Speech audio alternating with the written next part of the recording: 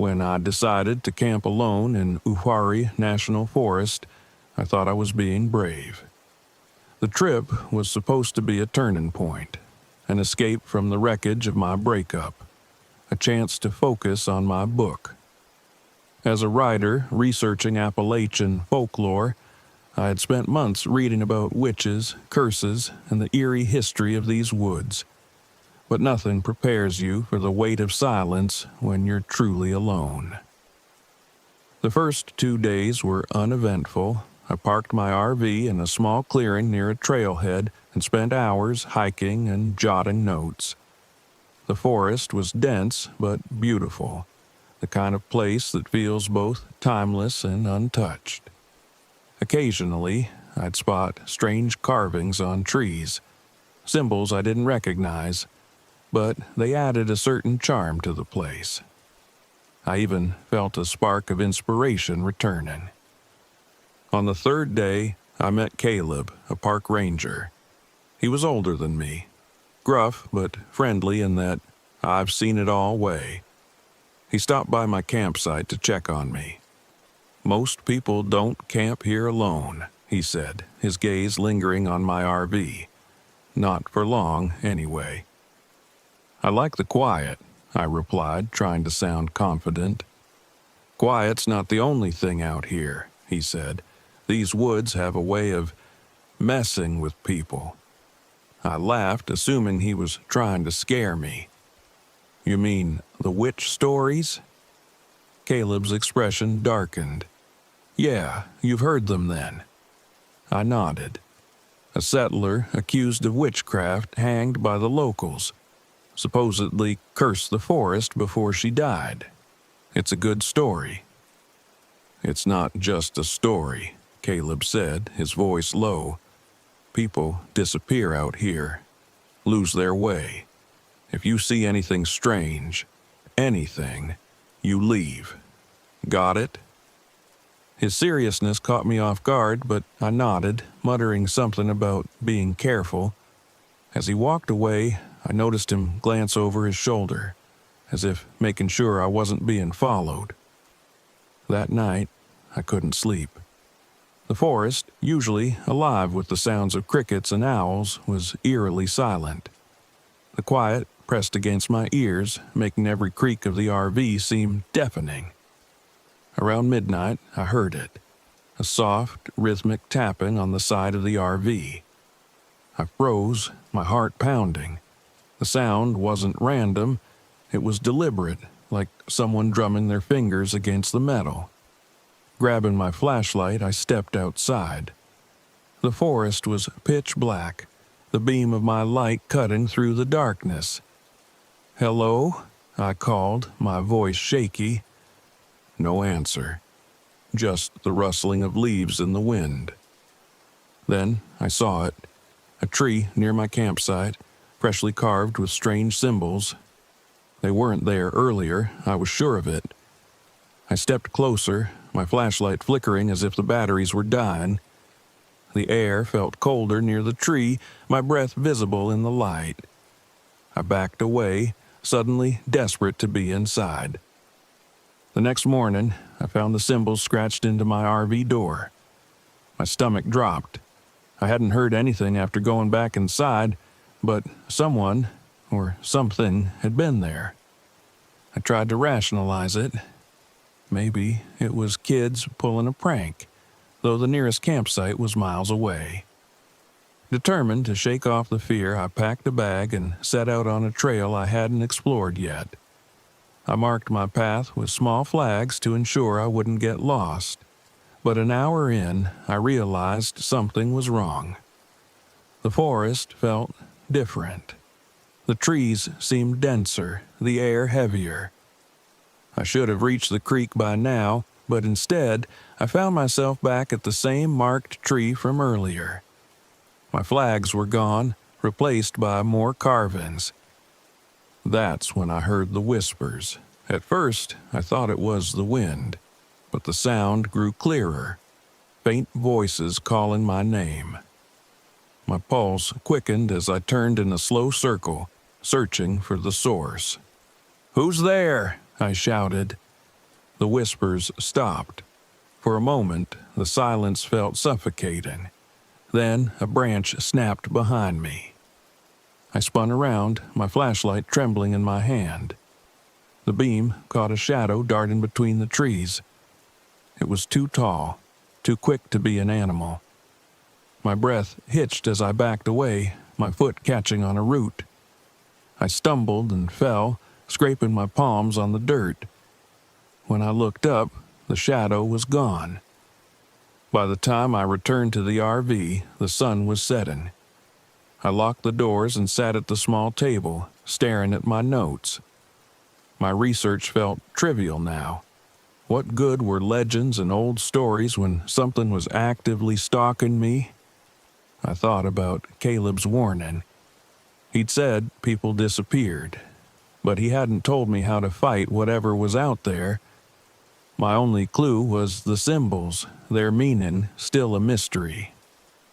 That night, the tapping returned, louder this time.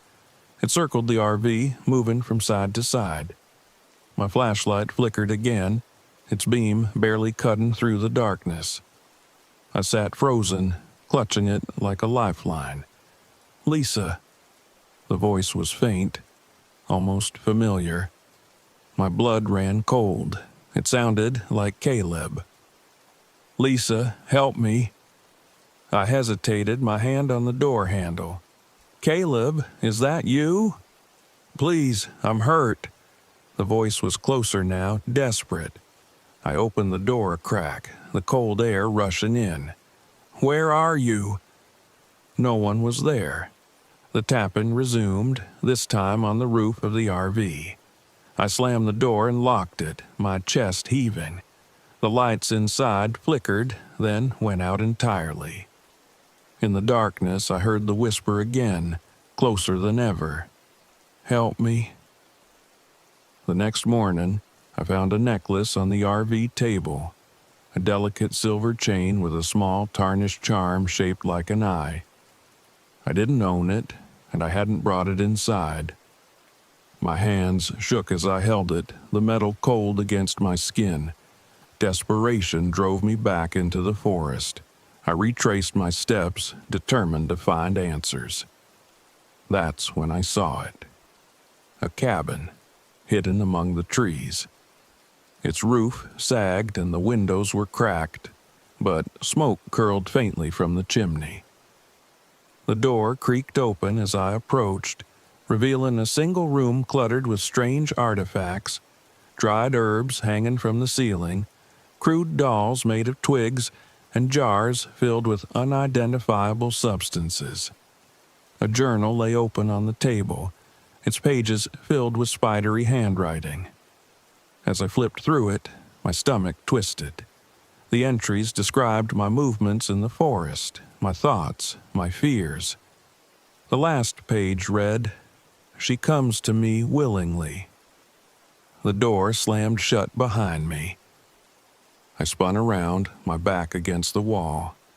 A shadowy figure stood in the corner, its form shifting like smoke. Two hollow eyes stared at me, unblinking. "Who are you?" I whispered. The figure didn't answer. It stepped closer, its movements unnaturally fluid. Panic surged through me as I fumbled with the necklace, holding it out like a shield. "Stay back!" I shouted. The figure hesitated, its gaze fixed on the charm. Realization struck.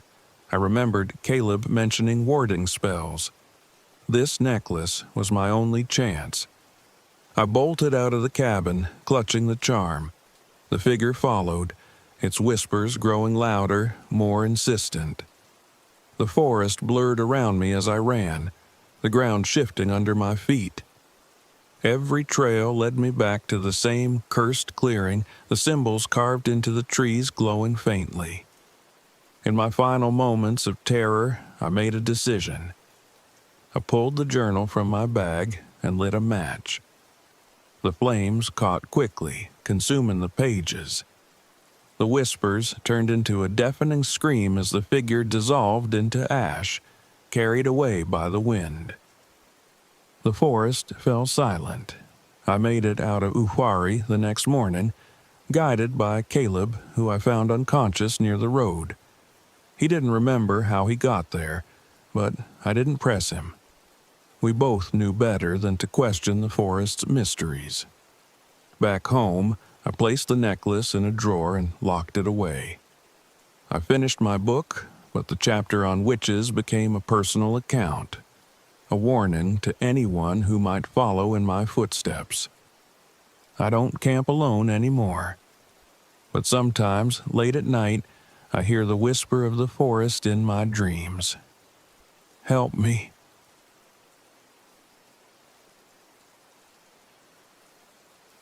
The air smelled of damp leaves and pine, the kind of scent that takes you back to simpler times.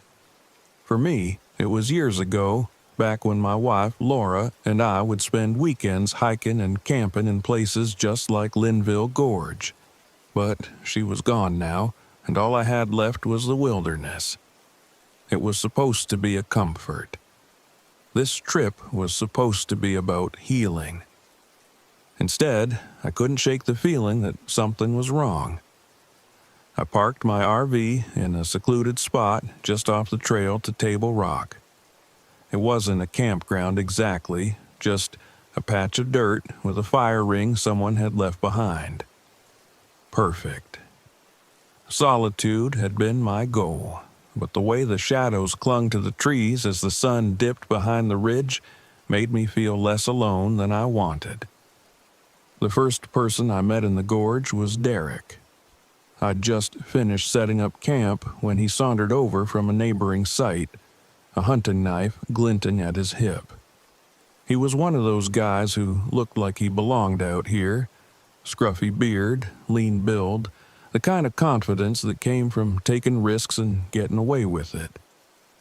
"You camping alone?" he asked, his voice carrying just a little too much edge for my liking.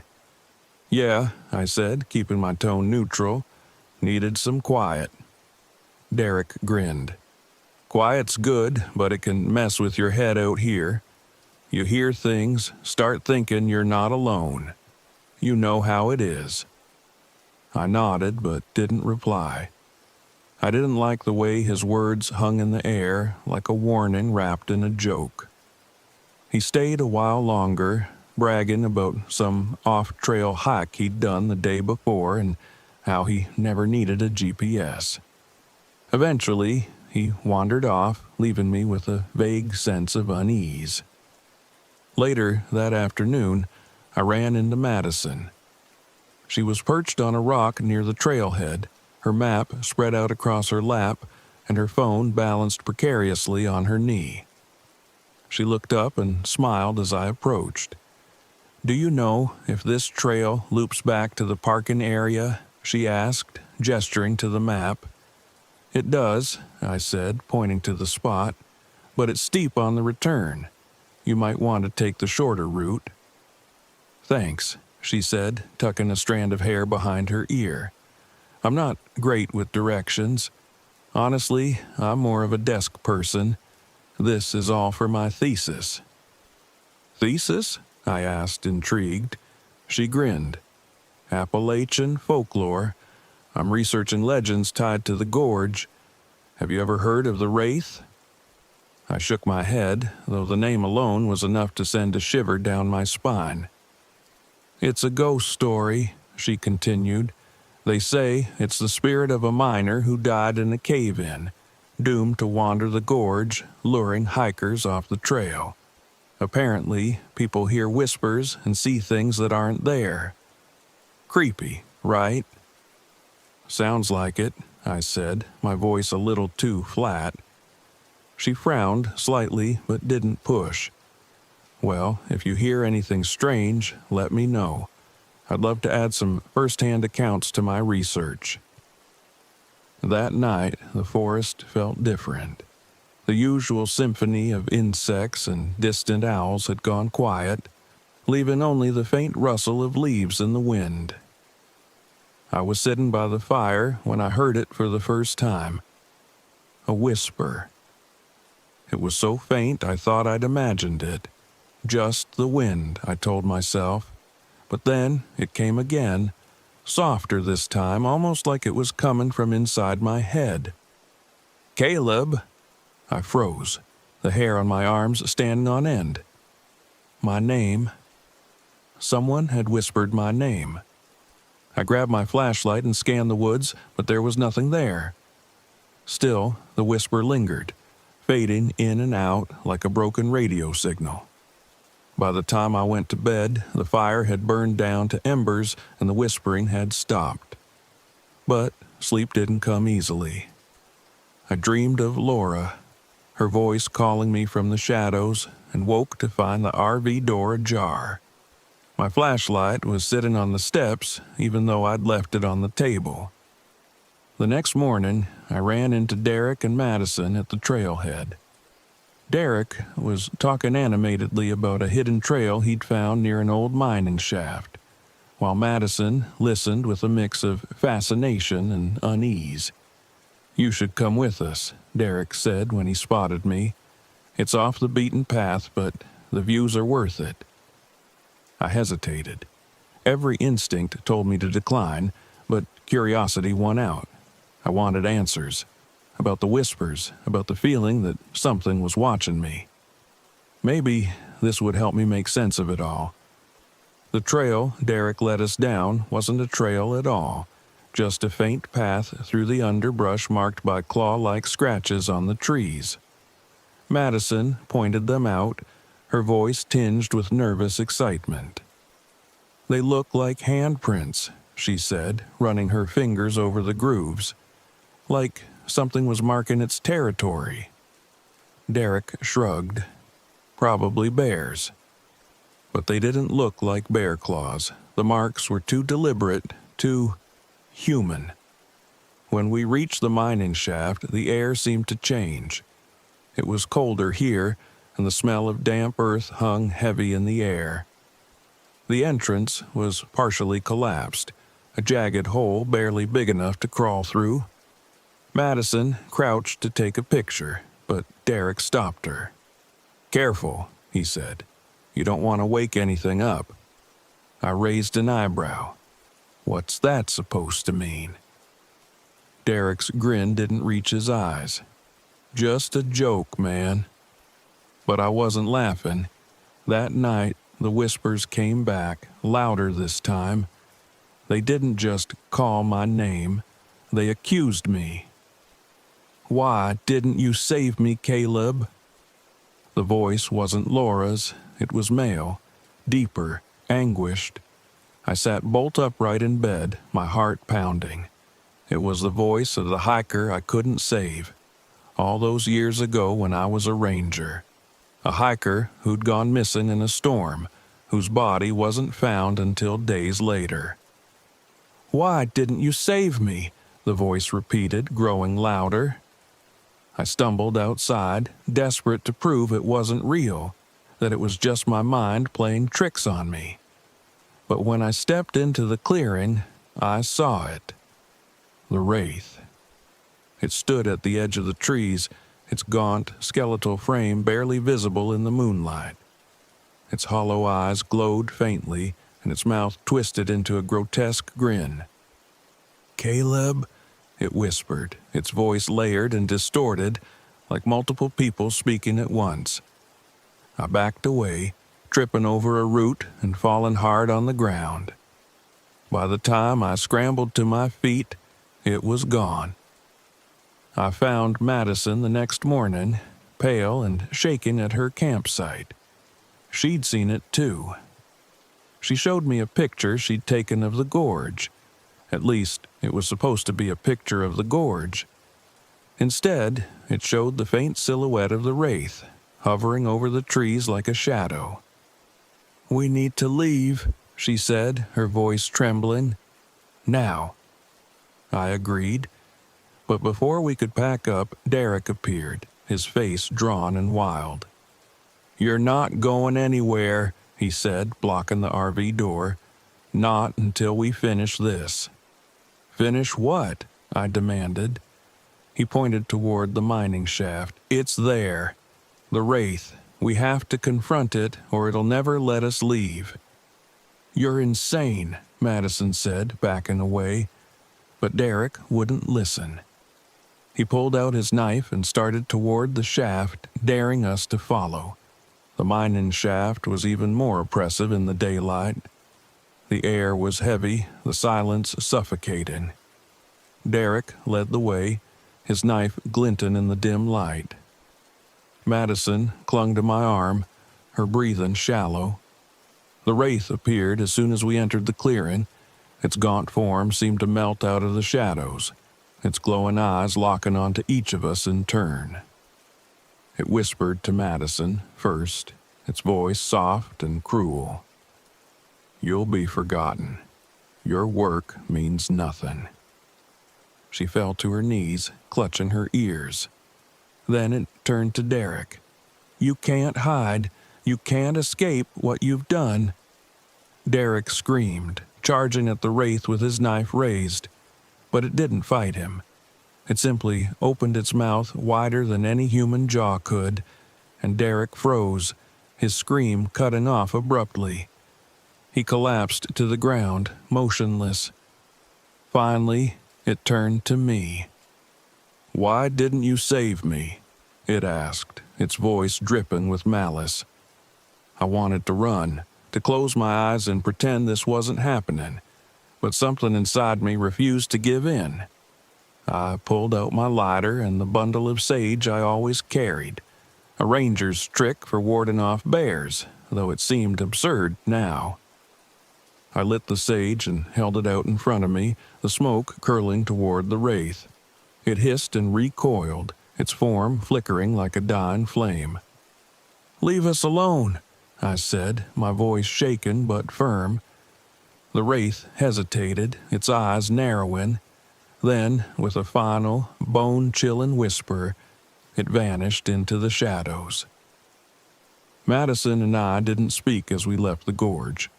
I dropped her off at the visitor center, where she promised to delete her research and never look back. I didn't blame her.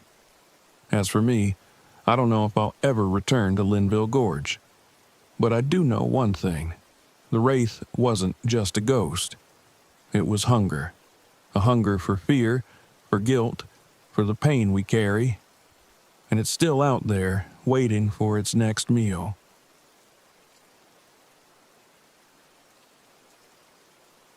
I didn't tell anyone I was heading to Uwharrie National Forest. It was a spur-of-the-moment decision, made as I stood in my kitchen surrounded by the echoes of my old life, wedding china and boxes, family photos half wrapped in bubble wrap. The divorce had left me with a suffocating need to escape. So, I packed up the RV, grabbed my camera, and hit the road, chasing the quiet promise of the woods. The Uwharrie was perfect. Sprawling trails, a tranquil lake, and the kind of solitude I craved. I arrived just before sunset and stopped at a general store near the entrance to grab supplies. A bell jingled overhead as I walked in, and a woman behind the counter greeted me with an unsettlingly wide smile. "You camping alone?" she asked, her eyes lingering too long on my face. "Yeah, just for a couple of days," I replied, avoiding her gaze. She nodded, but her smile faltered. "Stick to the marked trails, honey. Folks say the forest gets peculiar off the beaten path." I tried to brush it off as small-town weirdness, but something in her tone stayed with me. I thanked her, paid for my snacks and firewood, and drove deeper into the forest. The campsite was beautiful, secluded with the lake shimmering under the fading light. I parked the RV near the water, grabbed my camera, and set out to catch the golden hour. The air was cool, the trees casting long shadows over the still surface of the lake. For the first time in weeks, I felt at peace. That was when I saw it. A shadow in the water's reflection. It was faint, almost imperceptible, but unmistakably humanoid. I spun around, but there was no one there. just the empty woods and the whisper of wind through the trees. I laughed at myself. "You're just imagining things, Elena," I muttered. Still, I felt a twinge of unease as I returned to the RV. That night, I heard it for the first time, the knocking. It was faint, rhythmic, and seemed to move around the RV. I froze, my heart pounding. Buddy, my dog, would have barked if he were here. But Buddy was with my ex, and I was alone in the middle of nowhere. I grabbed a flashlight and flung open the door. Nothing. Just the dark, quiet forest. The next morning, I decided to push the weirdness aside and focus on enjoying my trip. As I hiked along the lake's edge, my camera slung over my shoulder, I noticed something strange. Carvings on the trees. They were crude and shallow, resembling a child's handprints. I crouched down to inspect one, running my fingers over the rough edges. "Creepy, right?" a voice behind me said. I jumped, spinning around to find a man standing a few feet away. He had a backpack slung over one shoulder and an easy grin that didn't quite reach his eyes. "Sorry," he said, raising his hands. "Didn't mean to startle you. I'm Brandon." "Elena," I replied, still catching my breath. "You camped out here?" He nodded. "Just passing through. The forest's got a reputation, you know." "For what?" He hesitated, glancing at the carvings. "Weird stuff. People see things out here. Shadows, lights, even hear voices. Local legends blame it on some burial ground deep in the woods." "Great," I said dryly. "And here I thought I was just here for the scenery." He laughed, but there was a tension in it. "You want to see something cool? There's a trail most people don't know about. It leads to this amazing overlook." Every instinct screamed at me to decline, but curiosity got the better of me. "Sure, lead the way." The trail was narrow and overgrown, the kind of path that felt like it hadn't seen another human in years. As we walked, Brandon pointed out more of the handprint carvings, which grew more frequent the deeper we went. He seemed uneasy, glancing over his shoulder every so often. "You okay?" I asked. "Yeah," he said quickly, "just this place gets under your skin." The overlook was breathtaking, though. The forest stretched out below us in a sea of green and gold, the lake glinting like a shard of glass in the distance. I raised my camera and snapped a few shots. When I lowered it, Brandon was staring at me. "You shouldn't have come here alone," he said quietly. "What?" Before he could answer, there was a sound, a high, lilting laugh like a child playing hide and seek. It came from the trees below. Brandon's face went pale. "We need to go," he said, grabbing my arm. "Now." Back at the RV, I couldn't shake the feeling that something was watching me. I checked the photos I'd taken, hoping the distraction would help, but instead, it made my stomach drop. In every shot, faint but unmistakable, was the outline of a small child standing in the shadows. I slammed my laptop shut and turned to find Brandon standing at the door. "You've seen it, haven't you?" he asked. "What's going on?" I demanded. "What's out there?" He hesitated, his eyes darting toward the forest. "They call it the Shadow Child. No one knows what it is, but it's tied to those carvings. It lures people deeper into the woods, and they don't come back." "Why are you still here?" I asked, suspicion creeping in. He looked away. "I've been trying to stop it, to find where it's buried, break whatever hold it has, but it won't let me leave until someone else takes my place." The realization hit me like a punch to the gut. "You brought me here on purpose." "I didn't have a choice," he snapped. "It's either you or me." That night, the knocking returned, louder and more insistent. I didn't sleep, clutching a flashlight and knife as if they'd do anything against whatever was out there. Around 2 a.m., I heard the laughter again, closer this time. "Stay inside," Brandon whispered. He stood by the door, a knife in hand, his face grim. "If it gets in, we're done." "Gets in?" I hissed. "What are you talking about?" But he didn't answer. Instead, he stared out the window, his expression haunted. And then I saw it. A small figure, barely visible in the moonlight, standing at the edge of the forest. Its head tilted as if curious. It took a step forward, then another, until it was close enough that I could see its face, or rather the lack of one. Its features were a smudge of shadow, shifting and swirling like smoke. "Elena," it whispered, though its mouth didn't move. The sound slithered into my ears, cold and hollow. "Come play." I didn't remember grabbing the camera, but suddenly I had it in my hands. The flash went off, lighting up the dark. The child recoiled, its shadowy form flickering like a flame in the wind. "Use the light," Brandon shouted. I hit the flash again, then again, each burst pushing the thing back. It let out a wail that shook the RV, and I felt the floor vibrate beneath me. "Now," Brandon yelled, "run!"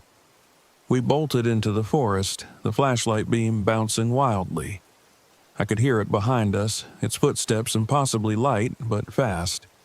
The laughter turned into a scream, sharp and furious, and I felt something cold graze my arm. Brandon grabbed my hand and yanked me forward. "This way, it won't follow past the lake." We broke through the tree line, the lake reflecting the moon like a giant mirror. The shadow child stopped at the edge, its head tilting as it watched us. It didn't step forward, but its laughter echoed in my ears long after it disappeared. By morning, Brandon was gone. I don't know if he made it out, or if the forest finally claimed him. I didn't wait to find out. I drove until the forest was a distant memory in my rearview mirror. But even now, safe in my apartment, I feel its presence. In reflections, in shadows, I see it, watching, waiting. And sometimes I hear the laughter.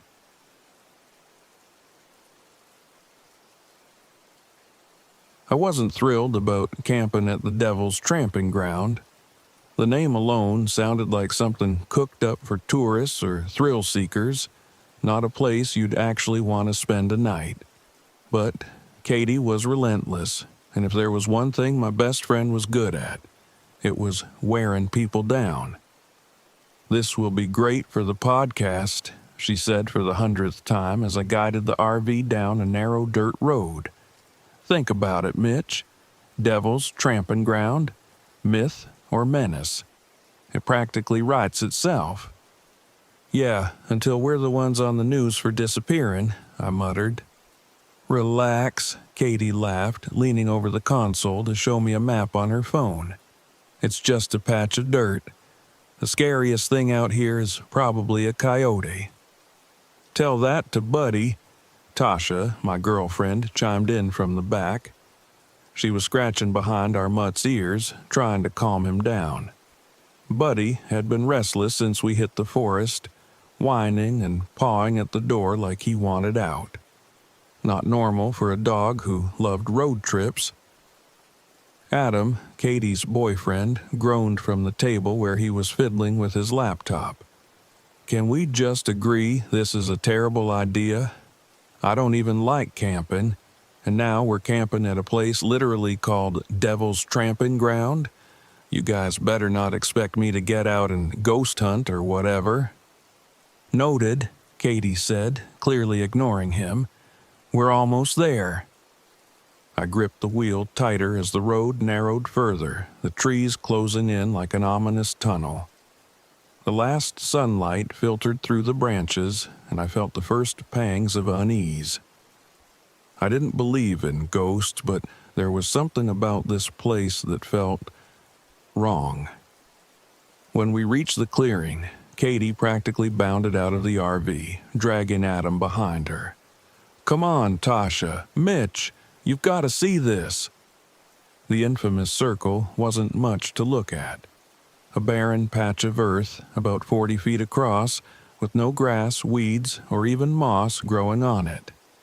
It was surrounded by thick trees that leaned inward, as though the forest itself was trying to keep something contained. The air inside the circle felt heavier somehow, and Buddy refused to go near it, barking and tugging on his leash. "Animals always avoid it," Katie said, grinning like a kid on Christmas. "Legend says the devil himself walks here every night, pacing in circles as he plots evil deeds. Isn't that awesome?" "Awesome's not the word I'd use," Tasha murmured, eyeing the circle warily. "It's just dead soil," I said, crouching to touch the ground. It was hard and dry like old clay. Probably something to do with the pH levels. Nothing mysterious about it.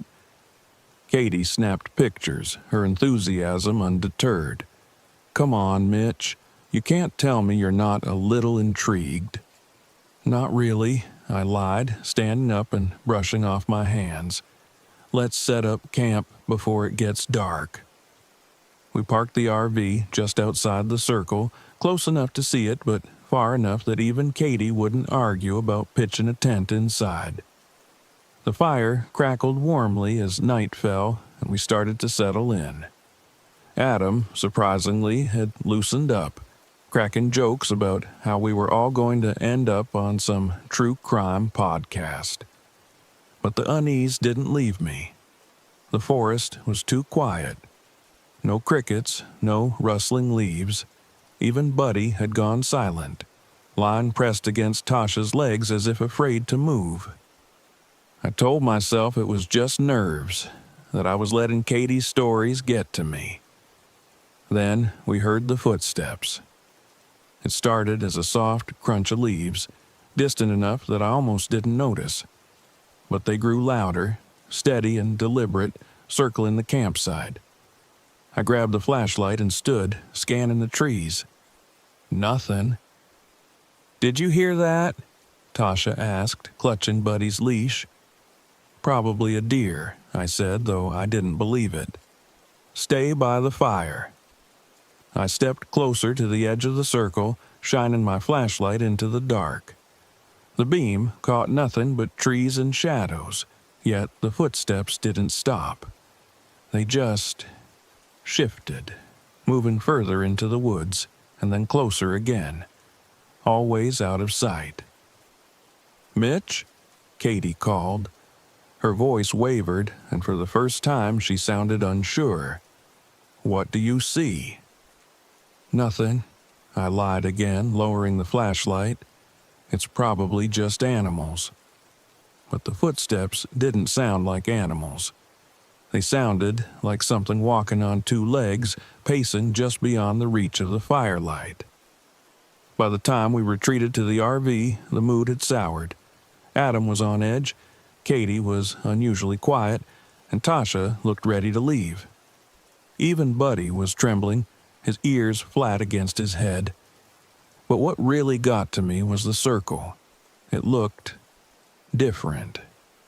I couldn't explain it, but the edges seemed sharper, the dirt darker, as though the ground itself was watching us.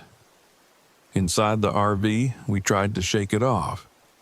Adam put on a movie, Katie poured drinks, and we all pretended not to notice the occasional thud against the walls. Buddy barked at the door once, but when I opened it, there was nothing there. I finally let myself relax a little, leaning back in the driver's seat. Then Katie screamed. Her camera was gone. She swore she'd left it on the table, but now it was missing. I searched the RV while the others stayed huddled together, my pulse quickening. Then I found it, sitting dead center in the tramping ground, its lens pointed straight at us. Very funny, I said, holding it up when I came back. Who put this out there? No one answered. Katie looked pale, Adam shook his head, and Tasha's eyes darted to the window. Mitch, I don't think it was us. Before I could respond, the lights flickered and the RV's generator sputtered and died. Buddy started barking wildly, his fur bristling, and the air inside the RV grew icy. "Turn it back on!" Adam shouted, panic creeping into his voice. I tried, but the generator wouldn't start. Then we heard the voices. At first, they were faint, like whispers carried on the wind. But they grew louder, overlapping in a strange guttural chant that seemed to echo inside my head. I grabbed the flashlight and opened the door, determined to find whoever was messing with us. That's when I saw them. Figures, tall and shadowy, standing in the circle. They were barely human, their limbs too long and their heads tilted unnaturally to the side. Their faces were featureless, yet I could feel their gaze, heavy and unrelenting. "Mitch," Tasha whispered from behind me. Her voice was trembling. "What are they?" "I don't know," I said, stepping back into the RV and locking the door. "Stay inside." The figures didn't move, but the RV began to creak and groan, as though something was pressing against it. Buddy was barking hysterically, scratching at the walls, and Katie was crying, her bravado gone. "Why are they just standing there?" Adam asked, his voice high-pitched and shaky. "They're waiting," Tasha said quietly. Her face was pale and she clutched her necklace as though it could protect her. "For what? I don't know." The whispers returned, louder this time, and I realized they weren't coming from outside. They were inside the RV, filling every corner with their dark, insidious murmurs. I don't know what possessed me to do it, but I opened the door again. Maybe I thought I could reason with them, or maybe I just couldn't stand the sound of those voices anymore. Whatever the case, the moment I stepped into the circle, everything stopped. The whispers, the footsteps, even Buddy's barking. Silence fell over the forest, thick and suffocating. The figures watched me, their heads tilting further as though in curiosity. "What do you want?" I shouted, my voice shaken despite my best efforts to sound strong. One figure stepped forward, its body twisting unnaturally as it moved. Its head split open, revealing burning, hollow eyes that pierced straight through me. "Leave," it said, its voice a deep, guttural growl, but not without payment. I didn't understand at first, but then the others joined me outside, huddling behind me. The figure turned its gaze on Katie, then Adam, and finally Tasha. It seemed to be choosing. "No," I said, stepping in front of them. "Take me." The figure tilted its head again, considering. Then it nodded. I don't remember much after that, just the sensation of being pulled, as though the earth itself was swallowing me. I heard Tasha screaming my name, felt her hands grabbing for me, but it was no use. The last thing I saw was her face, streaked with tears as the circle closed around me. The others made it out, though they never told anyone the full story. The RV was abandoned, left to rot in my parents' yard, and the circle remains as barren as ever. Sometimes on cold nights, Tasha swears she hears my voice calling her name. But I'm not sure it's me. Not anymore.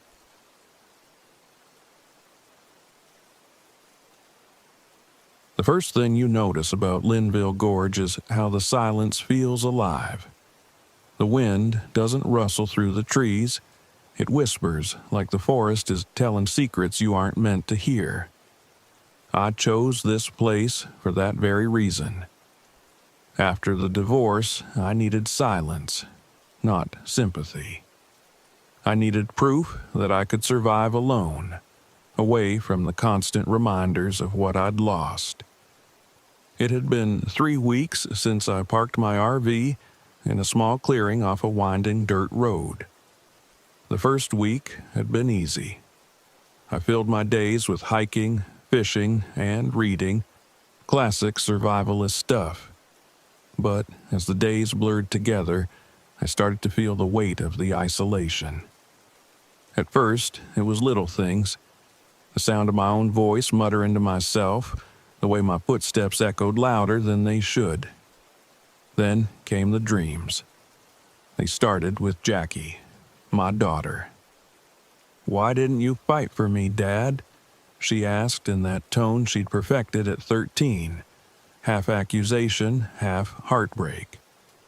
I woke, drenched in sweat, her voice echoing in my head. Jackie had always been my hiking partner.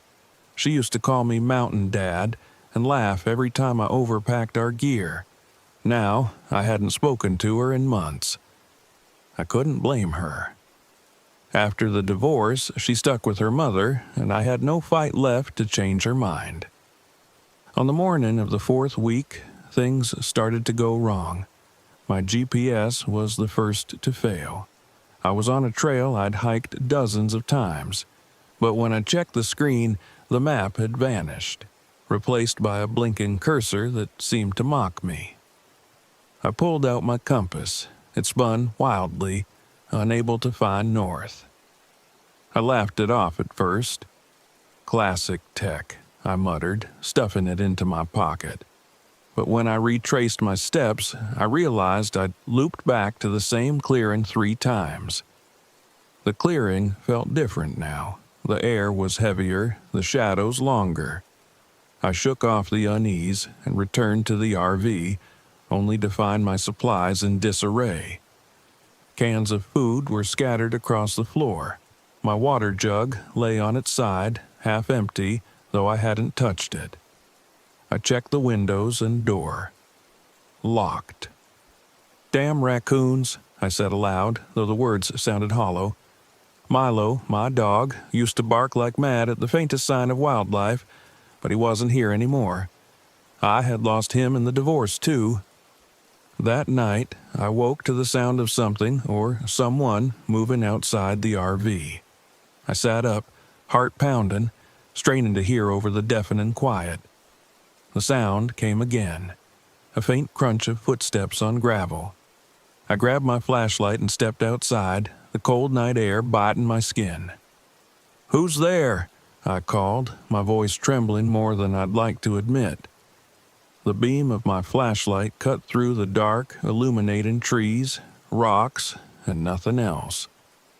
Then, just as I was about to turn back, I saw them, floating orbs of light, faint and flickering like distant lanterns.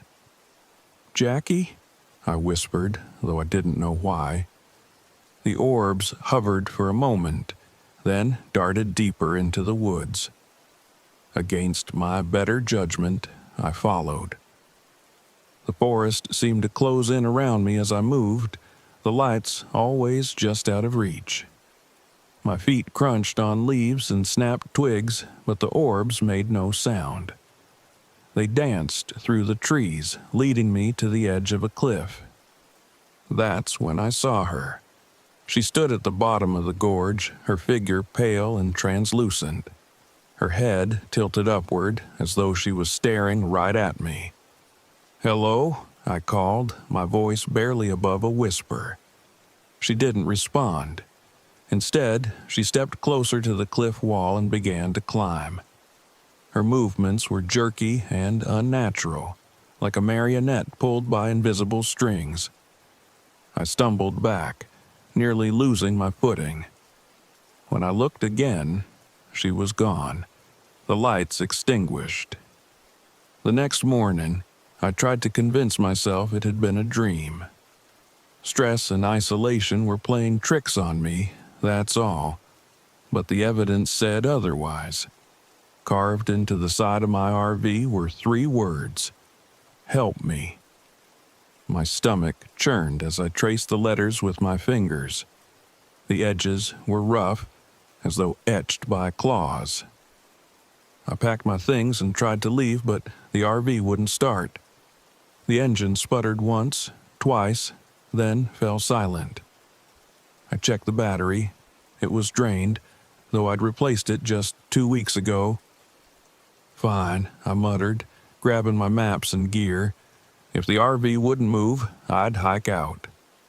But when I spread the map on the table, I froze. Every route I marked was gone, replaced by a single winding path leading to the gorge. That night, the pounding began.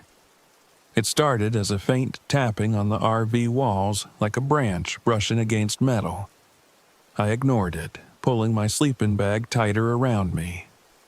Then it grew louder, sharp, deliberate, and angry. I bolted upright, grabbing the flashlight. The pounding moved, circling the RV faster and faster. "Who's out there?" I shouted, throwing open the door. The forest was empty. The pounding stopped. But when I turned back inside, my breath caught in my throat. My supplies were scattered again, this time arranged in a pattern I couldn't decipher. A coil of rope lay in the center, knotted like a climbing harness. I didn't sleep after that. Instead, I sat by the fire, staring into the darkness. Around 3 a.m., the lights returned. They hovered at the edge of the clearing, brighter than before. "I'm not afraid of you," I said, though my shaking hands betrayed me. The lights blinked once, twice, then began to move. This time, I didn't follow. Instead, I stayed put, watching as they circled the clearing. The air grew colder, the fire flickering as though it might extinguish. Then I heard it. A voice. Lost, alone. It was faint at first, carried on the wind, but it grew louder, more distinct until I recognized it. "Jackie," I whispered. The voice led me to the gorge. I don't remember deciding to go. I just knew I had to. The pale figure was there again, standing at the edge of the cliff. This time, she didn't climb. She turned to face me, her features clearer in the moonlight. Her face was wrong, distorted, her eyes hollow voids, but her voice was unmistakable. "You're just like me," she said. "Lost, alone." I stumbled back, my chest tightening. "What do you want from me?" "Help me," she said, her voice cracking like an old radio. "Or join me." I don't remember how I got back to the RV, but when I did, I found my gear waiting for me, perfectly packed, as though someone wanted me to leave. The RV engine roared to life on the first try. The lights flickered once in the distance as I drove away, fading into the trees. I made it back home, but the silence followed me. Jackie answered when I called her, her voice cautious but warm. We talked for hours, making plans to meet soon. That night, I found a climbing carabiner on my dresser. It wasn't mine. And I knew, deep down, that I had only left Linville Gorge physically. Something from that place would always be with me.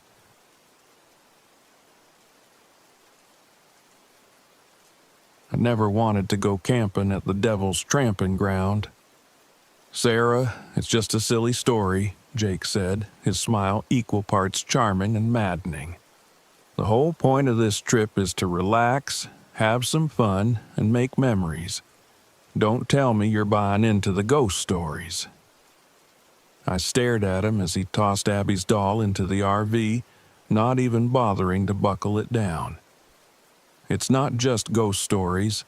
People say weird things happen there. Why risk it? "Because it's different," Jake replied, shrugging. "And Abby's been dying for an adventure. Right, kiddo?" Adventure! Abby cheered from the back seat, clutching her stuffed bunny. She had no idea what the Devil's Tramping Ground was, only that her dad made it sound exciting. I sighed, knowing I was outvoted. We needed this. Jake and I hadn't been connecting lately, and this trip was supposed to be about family time. Maybe, just maybe, he was right. Maybe it was just a creepy patch of dirt. The Devil's Tramping Ground was smaller than I expected, a barren, perfect circle of dirt surrounded by dense forest. The ground was stark and lifeless, as though something had drained the very soul from it. Not a blade of grass, not a weed. It's weird, I admitted as we parked the RV just outside the circle. It's cool, Jake said, leaping out of the driver's seat. Abby followed him, her excitement contagious. We've got a prime camping spot. I stepped out reluctantly, the air heavy and damp. The forest around us seemed unnaturally quiet, like it was holding its breath. Our dog, Milo, growled low in his throat, his tail tucked between his legs. "What's wrong with him?" I asked, but Jake waved me off. "Probably just smells a raccoon or something," he said, snapping his fingers at Milo. "Come on, boy." Milo refused to enter the circle. He stayed rooted to the spot, whining softly. Abby giggled, skipping right to the center. "Look, Mom, I'm standing where the devil walks." "Abby, don't joke like that," I snapped, more harshly than I intended.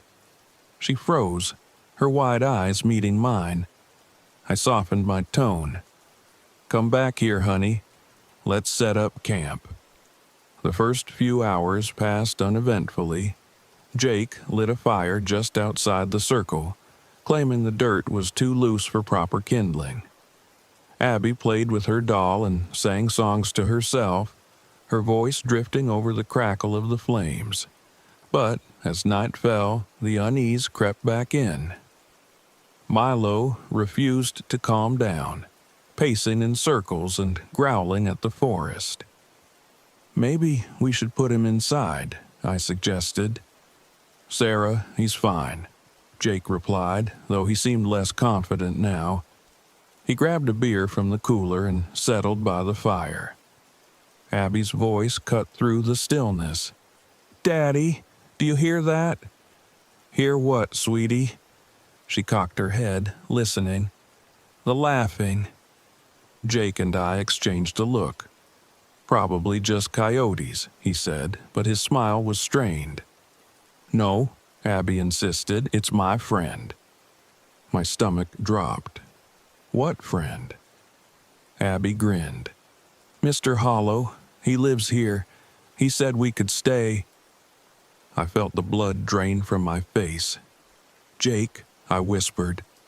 "Don't start," he muttered, though he wouldn't meet my eyes. "She's just playing." That night, I woke to the sound of scratching. At first, I thought it was Milo, but when I sat up, I saw him trembling at the foot of our bed, his ears pinned back.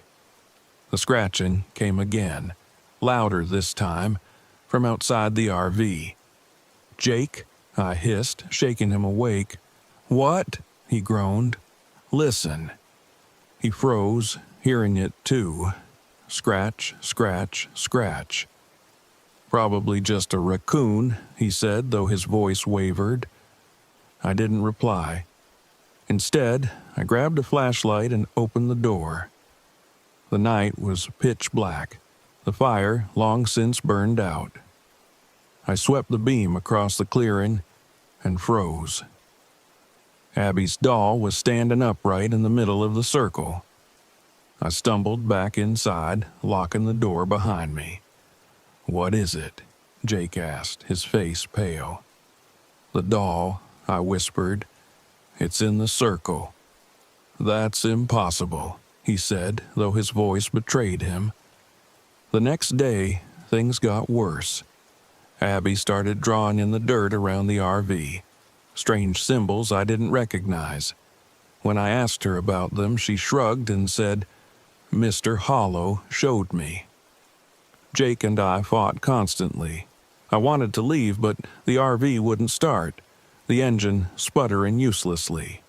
Our backup battery was drained.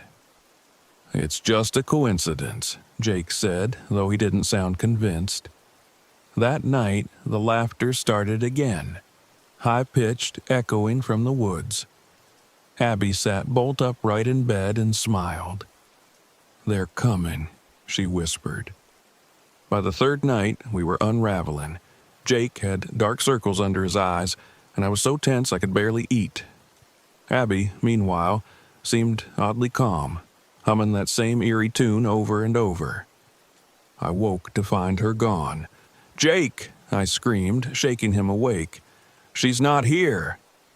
We bolted outside, the flashlight's beam cutting through the darkness. Abby was standing in the circle, her back to us. She was humming, her doll clutched in her hand. "Abby!" I cried, running toward her. "Stop!" Jake shouted, grabbing my arm. "Look!" At the edge of the forest stood a figure. It was tall, unnaturally tall, and completely black as though it absorbed the light. Its eyes glowed a sickly yellow, fixed on Abby. "Mr. Hollow," she said softly. Panic took over. "Abby, come here!" I screamed, but she didn't move. Jake grabbed a makeshift torch and ran toward her, waving it at the figure. The light flickered, and the thing recoiled slightly, but it didn't leave. "Get inside!" Jake shouted. I scooped up Abby and ran back to the RV, locking the door behind me. Jake followed moments later, his face pale. "What was that?" he whispered.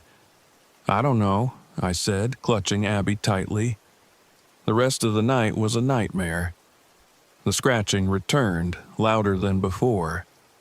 Objects in the RV moved on their own, Abby's doll crawling across the floor as though alive. "We need to leave," I said, my voice shaking. "How?" Jake snapped. "The RV won't start." I didn't have an answer. All I knew was that we couldn't stay. By dawn, we were desperate. Jake decided to confront the entity, hoping to buy us time. He grabbed the torch and stepped into the circle, shouting, "Leave us alone!" The figure appeared again, its form shifting and growing until it was nearly double its original size. Its clawed hands reached for Jake, the ground beneath him blackening. "Sarah!" he screamed. "Go!" I grabbed Abby and ran, praying the RV would start. As I turned the key, the engine roared to life. I didn't question it. I just hit the gas. Jake dove into the RV seconds before the entity reached him, and we sped away, the figure vanishing into the distance. We didn't speak the entire drive home. Abby fell asleep, clutching her doll, and Jake stared blankly out the window. But as we pulled into our driveway, I saw something that made my blood run cold. Etched into the side of the RV, in claw-like marks, were the words, "You can't escape." Epilogue. That night, Abby woke screaming. "It's him!" she cried. "He's here!" And in the corner of her room I swore I saw a shadow that didn't belong. I've always loved the quiet of the wilderness.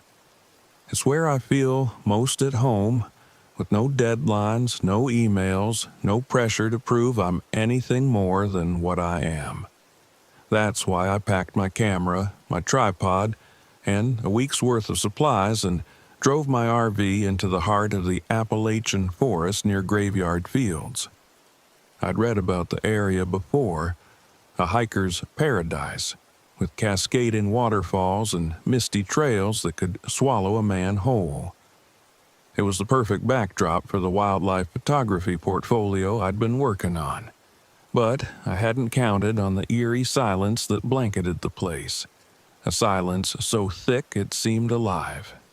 That first evening, I met Heather and Tom, a friendly couple parked in their RV at the next campsite over. Heather had a knack for conversation, and Tom was quiet but pleasant enough. They invited me to join their campfire after I set up my site, and I accepted, figuring a little company wouldn't hurt. Heather was the one who brought up the stories. "You know the legend of Graveyard Fields?" she asked, poking at the fire. "I've heard it got its name because the tree stumps look like graves," I replied. She laughed, but it wasn't a happy sound. "That's the tame version. The locals talk about other things." "Like what?" I asked, leaning forward. I wasn't one for ghost stories, but there was something compelling about her tone. Tom shifted uncomfortably, but Heather pressed on. "They say this place is cursed, that it used to be a burial ground long before settlers came. People who camp here sometimes see a child, just a boy, wandering alone, but he's not real, he's a shadow." I smirked. "A shadow boy?" Tom frowned at me. "Laugh all you want. We saw something last night. It wasn't natural." I wanted to ask more, but the conversation fizzled after that. When I returned to my RV, the forest seemed darker, the quiet heavier. I shook off the unease, chalking it up to their stories.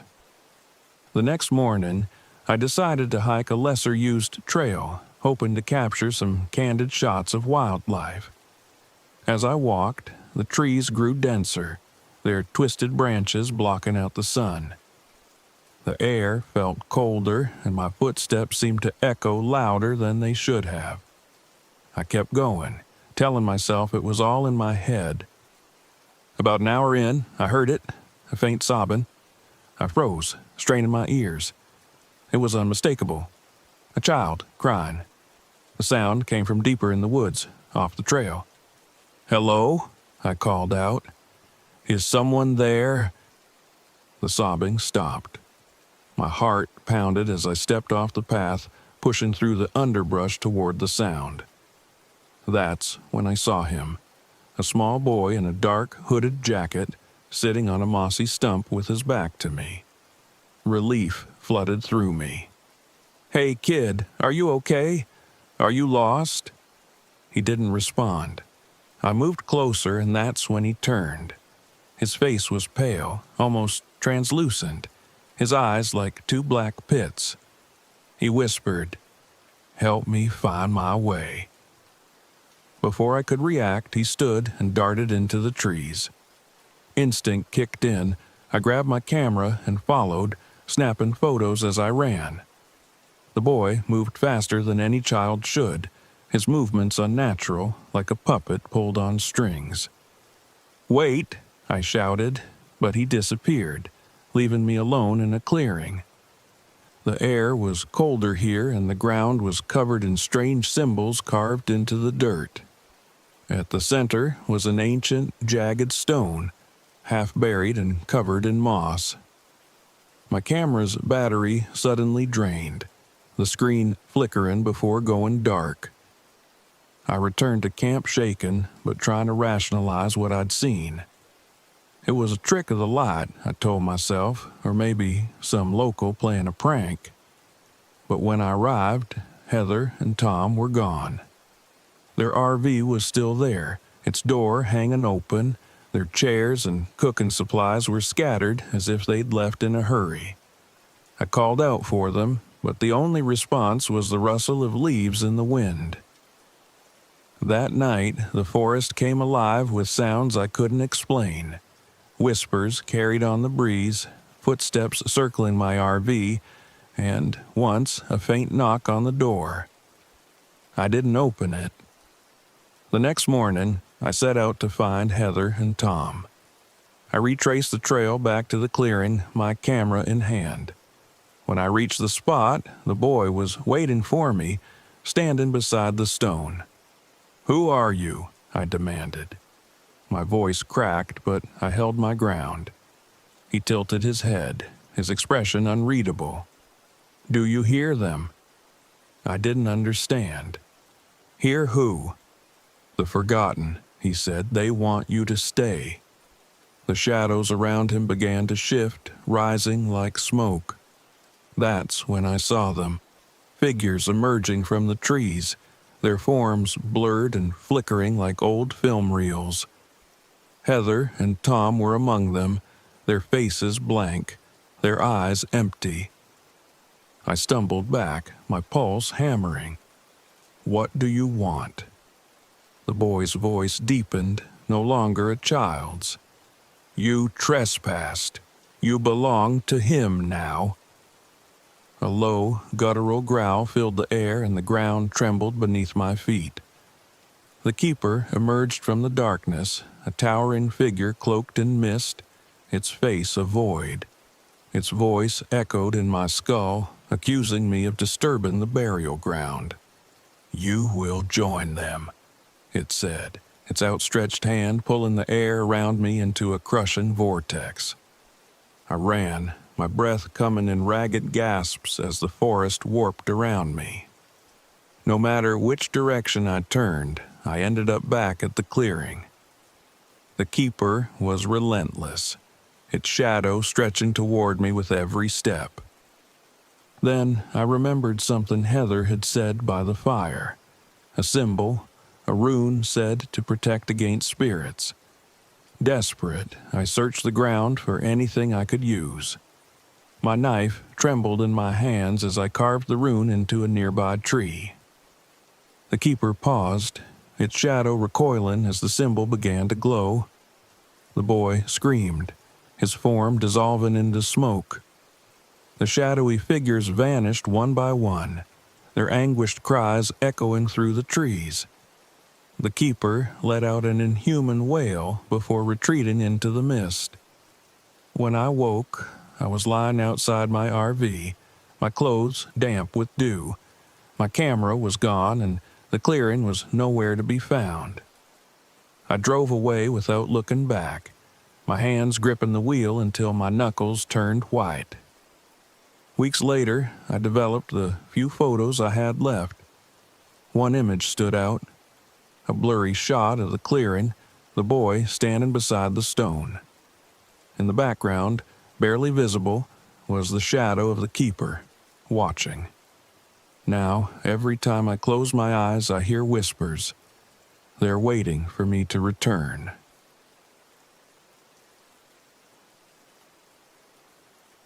I thought a weekend alone in the woods would be a fresh start.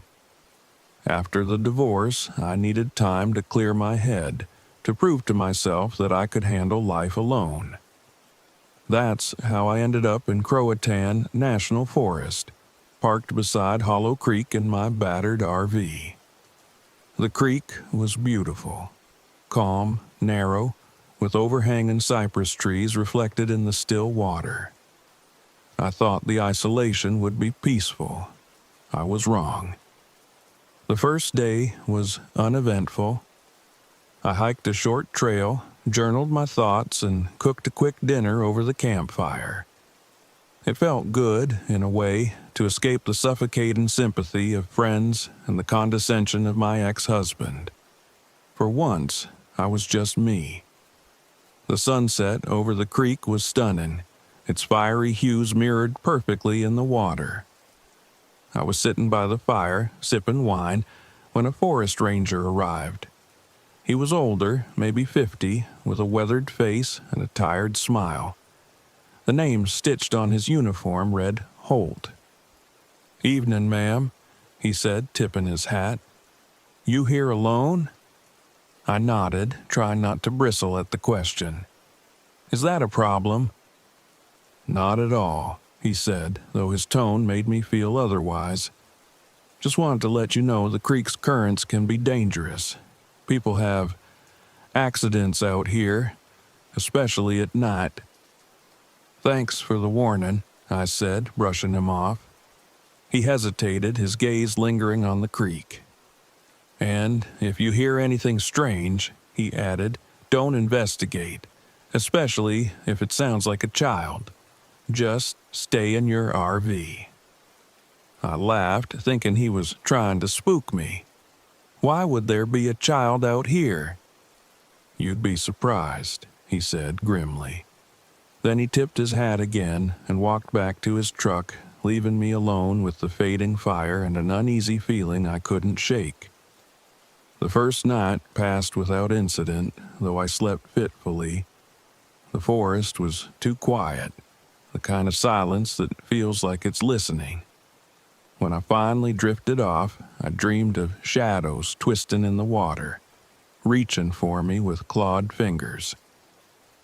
The next day, I woke to overcast skies and a creeping sense of dread I couldn't explain. Shaking it off, I decided to take my kayak down the creek. The water was still, almost unnaturally so, and I paddled in silence, the only sound the rhythmic splash of the oar. About a mile down, I spotted something strange. A doll. It was propped against a tree on the bank, its face pale and cracked, its dress tattered. I paddled closer, uneasy but curious. Who leaves a doll in the middle of the forest? I didn't notice the girl until she spoke. "Isn't she pretty?" I jumped, nearly tipping the kayak. The girl stood on the bank, barefoot and wearing a white dress that was too thin for the chilly air. Her hair was dark and matted, her face smudged with dirt. She couldn't have been more than 8 years old. "Where did you come from?" I asked, trying to keep my voice steady. She tilted her head, her expression unreadable. "I got lost. Can you help me find my family?" My first thought was to get her back to the campsite and call the ranger, but something about her felt off. Her voice was flat, almost mechanical, and her eyes seemed too old for her face. Still, I couldn't leave a child alone in the woods. "Come with me," I said. "We'll figure this out." She climbed into the kayak without hesitation, her small hands clutching the edges as I paddled back upstream. She didn't say a word the entire way, and when I glanced at her reflection in the water, I swear it didn't match her movements. Back at the campsite, I wrapped her in a blanket and made her hot chocolate. She sat at the table in the RV, sipping silently, her dark eyes following me everywhere. I tried asking her questions, her name, where she was from, but all she would say was, "Lila." "Lila, do you know how you got here?" I pressed. She looked down at the mug, her fingers tracing the rim. "The creek brings people here. It's lonely." I didn't know what to say to that. Before I could ask more, there was a knock at the door. It was Ranger Holt, looking more uneasy than ever. "You found her," he said, his voice low. "I was going to call you," I began, but he cut me off. "You need to leave," he said urgently. "Pack up and go now." "What? Why?" He glanced past me to Lila, who was staring at him with an unnerving intensity. "She's not what she seems." I opened my mouth to argue, but a cold, wet hand gripped mine. I looked down. Lila was standing beside me, her head tilted at that unnatural angle again. "Don't listen to him," she said softly. "He doesn't want you to stay." "Damn right I don't," Holt muttered. "Ma'am, please. She's not a child. She's something else. Something tied to the creek." Lila's grip tightened, and for a moment her eyes looked empty, like twin voids. "He's lying," she hissed. I yanked my hand away, suddenly terrified. I need a minute." Holt gave me one last pleading look before retreating to his truck. Lila sat back down, her expression calm, but the air in the RV felt suffocating, as if it were holding its breath. That night, the scratching began. It started as a faint sound, like tree branches scraping the side of the RV. Then it grew louder, more insistent, like nails dragging across the metal. I peered out the window, but all I saw was darkness. Is it him? Lila asked, her voice small and innocent. No, I said, though I wasn't sure. I locked the doors and sat at the table, my hands trembling. Lila watched me with a faint smile. You should come with me, she said suddenly. Come where? To the creek, she said, her tone sweet but firm. It's better there. It's peaceful. No, I said, shaking my head. We're staying here. Her smile faltered. For a moment, her face seemed to ripple, as if it weren't entirely solid. You promised, she said, her voice deepening. Then she vanished, leaving the blanket crumpled on the floor. I barely slept, and when dawn broke, I decided to investigate the creek. If I could find some logical explanation, something to prove Holt wrong, I could move on. Armed with a flashlight and a knife, I followed the path to the water. The creek was quiet, its surface unnaturally still. I scanned the banks, looking for clues, but the only thing I found was the doll, now lying face down in the mud. I picked it up, and the air grew colder. Do you like her? Lila's voice came from behind me. I turned, and there she was, standing ankle-deep in the water, her dress dripping. Lila, I said, trying to sound calm, come back to the RV. She smiled, but her eyes were black pits. You're already here, she said, and the shadows around her began to move. They rose from the water like tendrils, twisting and writhing, reaching for me. I stumbled back, tripping over a root, as Lila's form began to dissolve into the dark. Run! A voice shouted. I turned to see Holt holding an old iron lantern that glowed faintly. The shadows recoiled from its light, and he grabbed my arm, pulling me away from the water. Back at the campsite, Holt explained everything. The creek was cursed, tied to an ancient spirit that fed on loneliness and guilt. Lila wasn't a child. She was bait, a puppet used to lure victims to their doom. You're lucky you didn't make the pact, Holt said, his face pale. Most don't get a second chance. I didn't ask what the pact entailed. I didn't want to know. All I knew was that I needed to leave. As I drove away from Hollow Creek, the forest seemed to breathe a sigh of relief. But as I reached the edge of the park, I glanced in the rearview mirror and froze.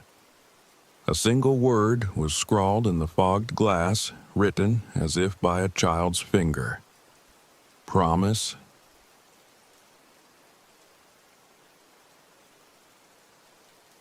My name is Sarah, and I've always been a skeptic.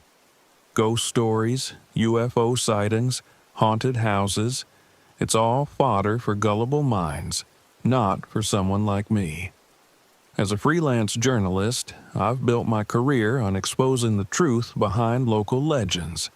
So when my brother Evan called, excited about investigating the Brown Mountain Lights, I thought it was perfect. An easy piece to debunk another so-called supernatural phenomenon. Evan, of course, believed every word of the folklore surrounding the lights. He was a self-proclaimed paranormal investigator, and every family holiday was a chance for him to pitch me some new absurd theory. This time he'd roped in his best friend, Jordan, a tech enthusiast who fancied himself the group's problem solver. The three of us loaded up Evan's aging RV and drove to Wiseman's View, a remote overlook in North Carolina's Pisgah National Forest, where the infamous lights were most commonly seen. I was ready to prove them wrong. But nothing could have prepared me for what I saw that night. The drive up to Wiseman's View was steep and narrow, the forest pressing in on all sides. Our RV rattled with every pothole, and I couldn't help but notice the oppressive silence outside. The trees seemed to whisper as the wind passed through their skeletal branches, and somewhere in the distance coyotes howled, a low, mournful sound that sent a shiver down my spine. "This is it," Evan announced, pulling into a clearing just shy of the overlook. "Prime spot for activity." Jordan hopped out first, unloading camera equipment and motion sensors with almost childlike enthusiasm. "Think we'll see the lights tonight?" he asked. "Of course we will," Evan said, grinning. "They've been documented for centuries. The Cherokee talked about them. Early settlers claimed they were ghostly lanterns from a battle long ago." I rolled my eyes. "Or they're just swamp gas or refracted light from the valley." "Swamp gas," Evan muttered, shaking his head. "You always have an answer, don't you?" "Because there's always a logical explanation." Evan didn't reply. Instead, he set up his tripod near the RV while Jordan fiddled with a thermal drone. I grabbed my notebook and recorder, intending to document every step of the process. If I was going to write this story, I wanted to cover all angles. The first night was uneventful. The lights didn't show, but the forest seemed alive in other ways. Coyotes howled closer than before, their calls almost distorted, as if something was mimicking them. And once, as I stepped away from the fire to grab my recorder, I thought I heard my name whispered from the darkness. "Sarah?" I froze, turning toward the sound. Nothing. Just trees and shadows, probably Evan playing a prank. But when I asked him about it later, he swore he hadn't heard a thing. The second night was when things started to change. We hiked to the overlook at sunset, setting up our equipment to capture the perfect view of the valley below. The horizon turned a deep red as the sun dipped behind the mountains, and that's when we saw them. Faint, glowing orbs floating just above the ridgeline. At first, they seemed random, flickering like fireflies, but soon they began to move in unison, almost as if they were circling us. "There they are," Evan whispered, his voice trembling with excitement. "Swamp gas," I muttered, though my heart pounded in my chest. I raised my camera, zooming in on the lights, but no matter how close I got, their edges remained blurry, like they were made of smoke. "Do swamp gases follow a pattern?" Jordan asked, his tone unusually serious. I didn't answer. Something about the lights felt wrong. They moved with intent, almost as if they were alive, and then they disappeared, leaving us in darkness. "Did you hear that?" Evan said suddenly. I strained my ears. A low, guttural growl came from somewhere in the woods behind us. My pulse quickened. Probably a coyote. "That didn't sound like a coyote," Jordan said, his hand hovering over the flashlight at his side. We packed up quickly, the sense of unease growing with every passing moment. Back at the RV, I noticed claw marks on one of the tires. Deep, jagged lines that couldn't have come from an animal. Evan said it was nothing, but I caught the nervous glance he shared with Jordan. The third night was our last. It had to be. We decided to hike deeper into the woods, hoping to find the source of the lights. Evan was determined to prove they were supernatural, while I was determined to prove the opposite. Jordan, always the peacemaker, followed silently, his drone buzzing overhead. The forest grew denser as we walked, the trees gnarled and ancient, their roots curling like the fingers of buried giants. The air felt heavier here, charged with something I couldn't quite explain.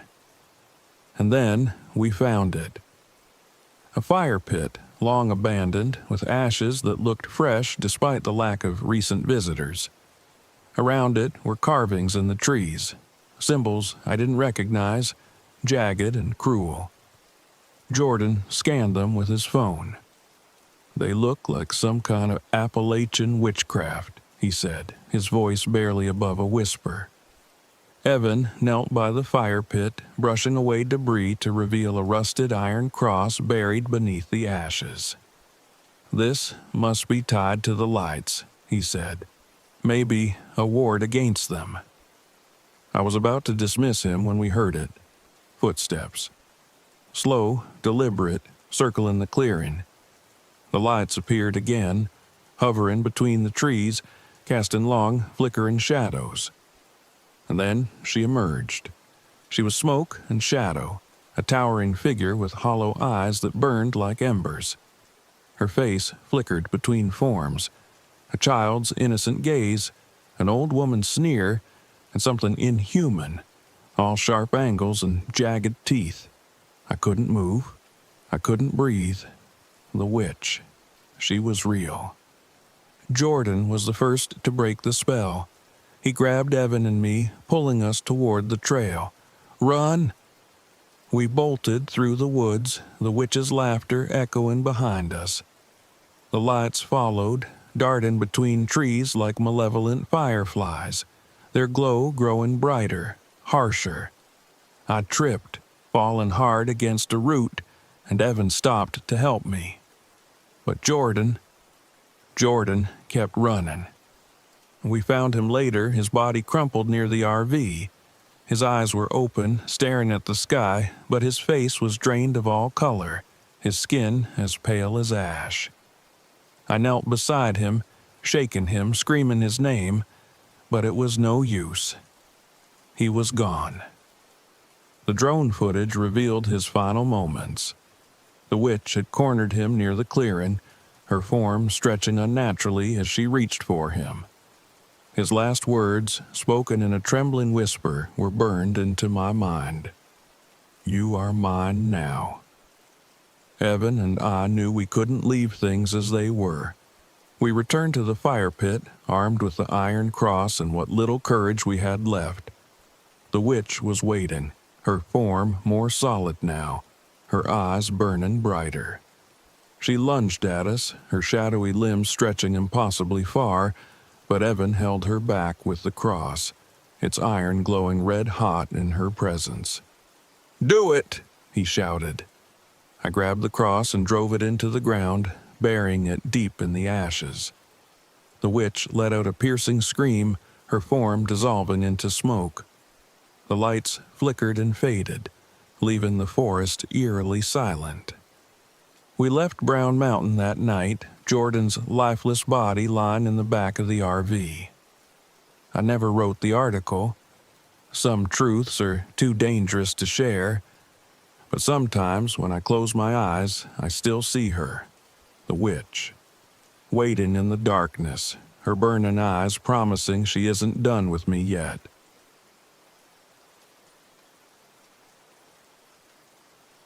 The ridge loomed above me, jagged and foreboding, as I parked the RV at the end of the narrow dirt road.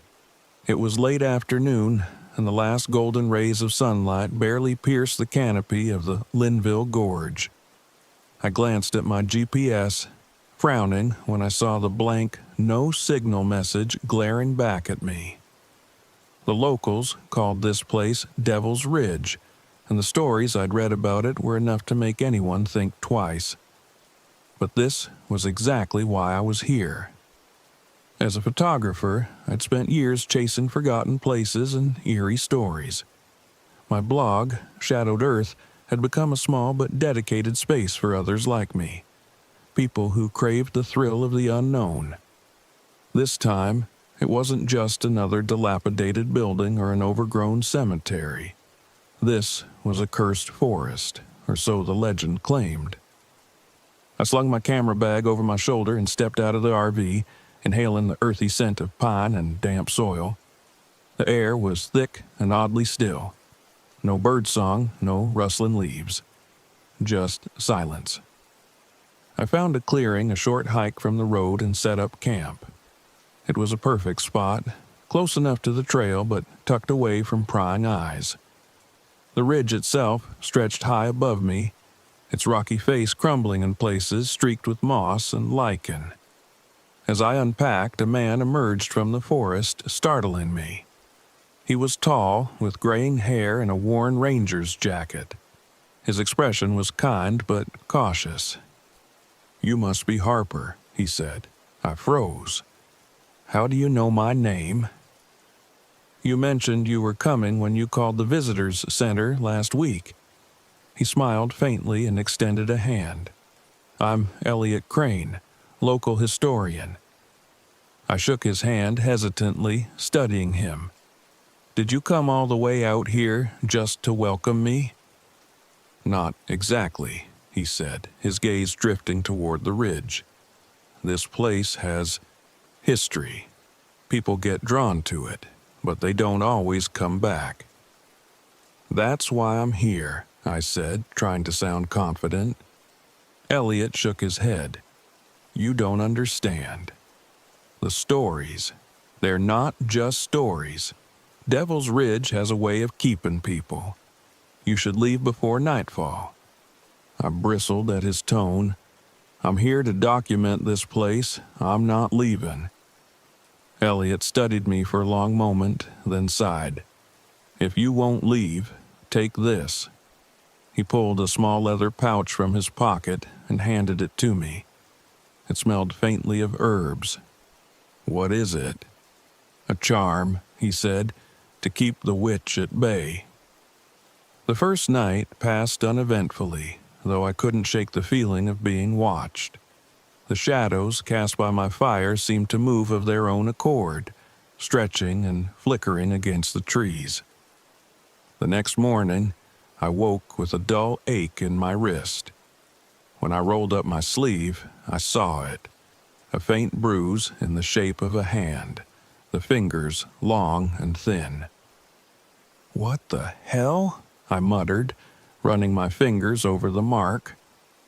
I tried to ignore it, brushing it off as some random injury, but it nagged at me as I packed my camera and set off toward the ridge. The trail grew steeper and more treacherous as I climbed. The trees closed in around me, their gnarled branches weaving a canopy so dense that the sunlight barely broke through. The air grew colder, sharper with every step. When I reached the old mine entrance, I froze. The ruins were more intact than I'd expected. Stone walls crumbling but still standing, the shaft itself a yawning black void. My pulse quickened. This was the heart of the legend. As I raised my camera to take a photo, a faint whisper brushed my ear. "Harper." I spun around, my heart pounding. The forest was empty. I returned to camp unsettled, but the feeling of unease quickly turned to frustration when I reviewed my photos. Most were perfectly normal, but a few showed strange distortions, faint faces in the trees, blurred shapes where nothing had been. It had to be a technical glitch, I told myself, but when I looked at the handprint on my wrist, now darker and more defined, I wasn't so sure. That evening, Elliot appeared again. "Why are you still here?" he asked, his voice sharp.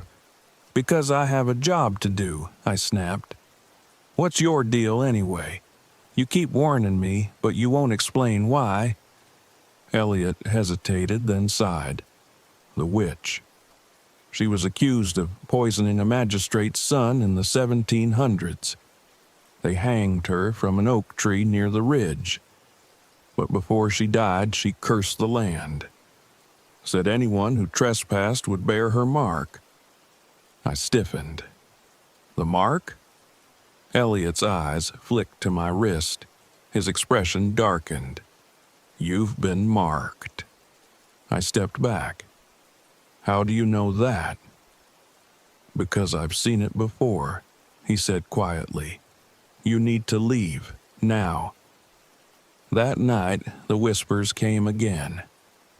They circled my camp, faint at first, then louder, more insistent. I tried to drown them out by stoking the fire, but the shadows seemed to dance closer. Harper." The voice wasn't just a whisper anymore. It was my mother's voice. I froze, my chest tightening.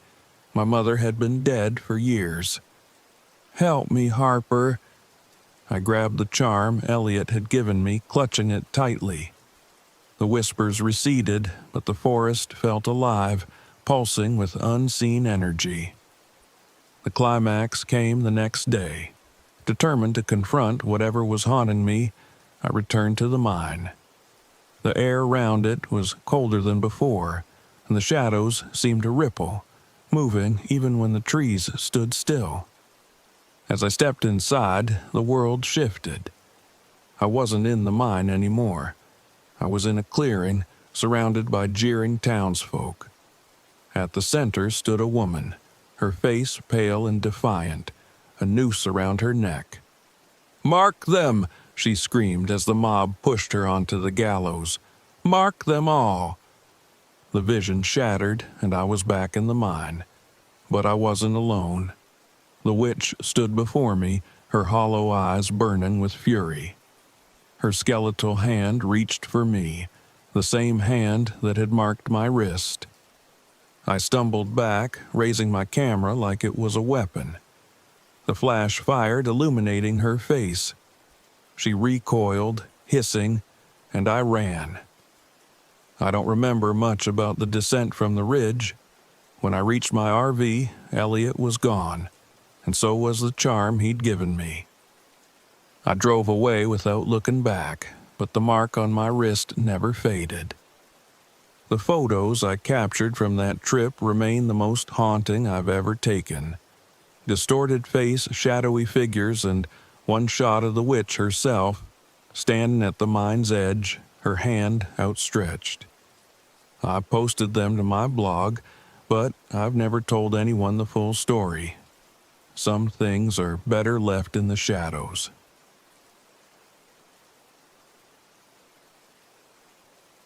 I didn't know how much he hated me until we were halfway up the ridge. Sam sat in the passenger seat of the RV, arms crossed and jaw clenched, glaring at the windshield like it had personally offended him. The winding dirt road was a nightmare, the RV lurching and groaning as it crawled over rocks and deep ruts. "Mom, this is stupid," Sam muttered, his voice low but sharp. I gripped the wheel tighter. "We talked about this, Sam. We need some time away from everything. Your school, my work, just us." "Yeah, because ditching Wi-Fi and driving into the middle of nowhere is really gonna fix everything." I didn't answer. Sam had been like this ever since his dad left. Angry, sarcastic, distant. I thought this trip could be a fresh start for us, but already it felt like I was failing. We reached the campsite by mid-afternoon, a small clearing at the base of Black Hollow Ridge. The ridge itself loomed above us, its rocky face covered in gnarled trees and creeping moss. It was eerily beautiful, but the air felt heavy, like the forest was watching. "Cool spot," Sam said, his voice dripping with sarcasm as he kicked at the dirt. I busied myself setting up the fire pit while Sam wandered to the edge of the clearing. He pulled out his phone, holding it up like it might magically find a signal. It didn't. "Great, no bars. Guess I'm stuck here with you." "Sam," I started, but the arrival of a ranger cut me off. "Afternoon," the man said, tipping his hat. His name tag read Officer Morales. He had a friendly face but carried himself like someone who'd seen too much. "Afternoon," I replied, trying to sound cheerful. "Just getting settled in." Morales glanced at Sam, then at the ridge. "You're not planning to go too far up there, are you?" I frowned. We were going to hike some of the trails tomorrow. "Stay low," he said quickly, his tone darkening. "People get lost up there, even experienced hikers. The ridge has a reputation." "Reputation?" Sam perked up, his sarcasm replaced by curiosity. Morales hesitated. Old stories, miners who died in the shafts back in the 1800s. Some say their spirits never left. I've heard of shadows, whispers, people vanishing. I forced a laugh, trying to ease the tension. I think we'll be fine. Morales gave me a long, measured look. Just be careful, and don't go near the mine ruins. That night, as we sat by the fire, Sam was unusually quiet. The flames danced, casting flickering shadows across the trees. "Do you believe that ranger?" Sam finally asked. "No," I said quickly, too quickly. "He's just trying to scare us." Sam poked at the fire with a stick. "Dad would have thought it was cool." I didn't know what to say to that, so I didn't say anything. The forest around us was deathly quiet, the kind of silence that makes your ears strain. No wind, no crickets, just stillness. And then, faintly, a sound. A whisper. I froze, my hand tightening around the mug of coffee I'd been holding. "Did you hear that?" Sam looked up, frowning. "Hear what?" I strained my ears, but the sound was gone. "Never mind, it's nothing." The next morning, we set out on the trail. Sam sulked behind me, his boots crunching against the dirt. The ridge loomed larger as we climbed, its jagged face casting long shadows over the forest. We reached the old mine ruins by noon. The air colder here, the trees gnarled and twisted. A crumbling stone arch marked the entrance, and deep within, the shaft yawned like an open mouth. "Whoa," Sam said, stepping closer. "Don't," I said quickly, grabbing his arm. "Relax, Mom. It's just a hole." But it wasn't just a hole. The darkness inside seemed to shift like it was alive, watching us. "Let's keep moving," I said, pulling him away. The first real sign of danger came that afternoon. Sam and I had argued, again, and he'd stormed off, claiming he needed space. I let him go, figuring he'd cool off and come back. But an hour passed, then 2. "Sam," I called, my voice echoing through the forest. No answer. Panic bubbled in my chest. I retraced my steps, calling his name, but the forest seemed to close in around me. The trees all looked the same, and the trail disappeared beneath my feet. And then I heard it. "Mom!" My heart leapt. I turned toward the sound, running blindly through the trees. "Sam, where are you?" "Over here." His voice was close now, just beyond a thicket of bushes. I pushed through, and nothing. No Sam. No trail. Just the mine entrance, impossibly close even though I'd been walking in the opposite direction. I felt a cold breath on the back of my neck, and a whisper tickled my ear. "Leave." When I found Sam, he was sitting on a rock, staring at his hands. "Sam," I cried, rushing to him. "Where were you? I've been looking for you for hours." He looked up, his face pale. I don't know. I thought I was following you." "What do you mean?" "I heard your voice," he said, his voice trembling. "You were calling me. But then I realized it wasn't you." That night, the whispers returned. They circled the RV, soft and insistent, growing louder the longer we ignored them. Sam pressed his hands over his ears, rocking back and forth on the bed. "Make it stop," he whispered. I peeked out the window. Shadows moved between the trees, too fast and too fluid to be human. I grabbed the lantern I'd found in the mine ruins earlier, a relic left behind, its glass cracked but still intact. I didn't know why I'd kept it, but something about it felt important. "Stay here," I told Sam, lighting the lantern. "Mom, don't. I'll be right back." The forest was alive with movement. Shadows flitted through the trees, and the whispers seemed to come from everywhere at once. My hands shook, but I held the lantern high, its flickering light cutting through the darkness. "Show yourself!" I shouted, my voice echoing.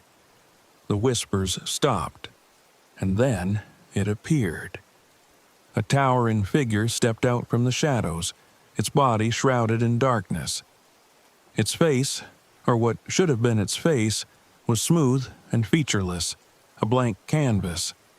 It tilted its head as if curious and raised a hand, beckoning me closer. "No," I said, clutching the lantern tighter. The figure recoiled, its form flickering like static. The light hurt it.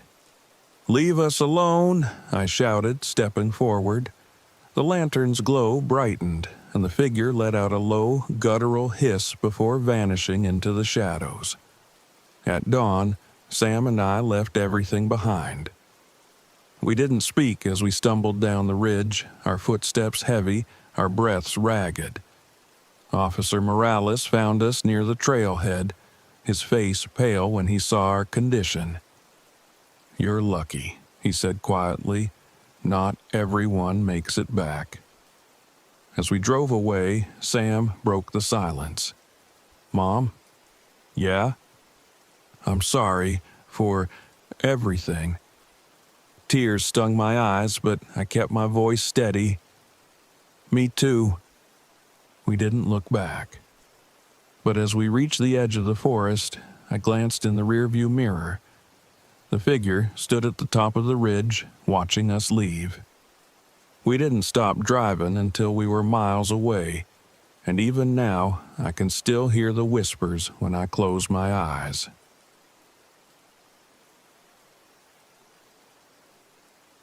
I didn't want to go.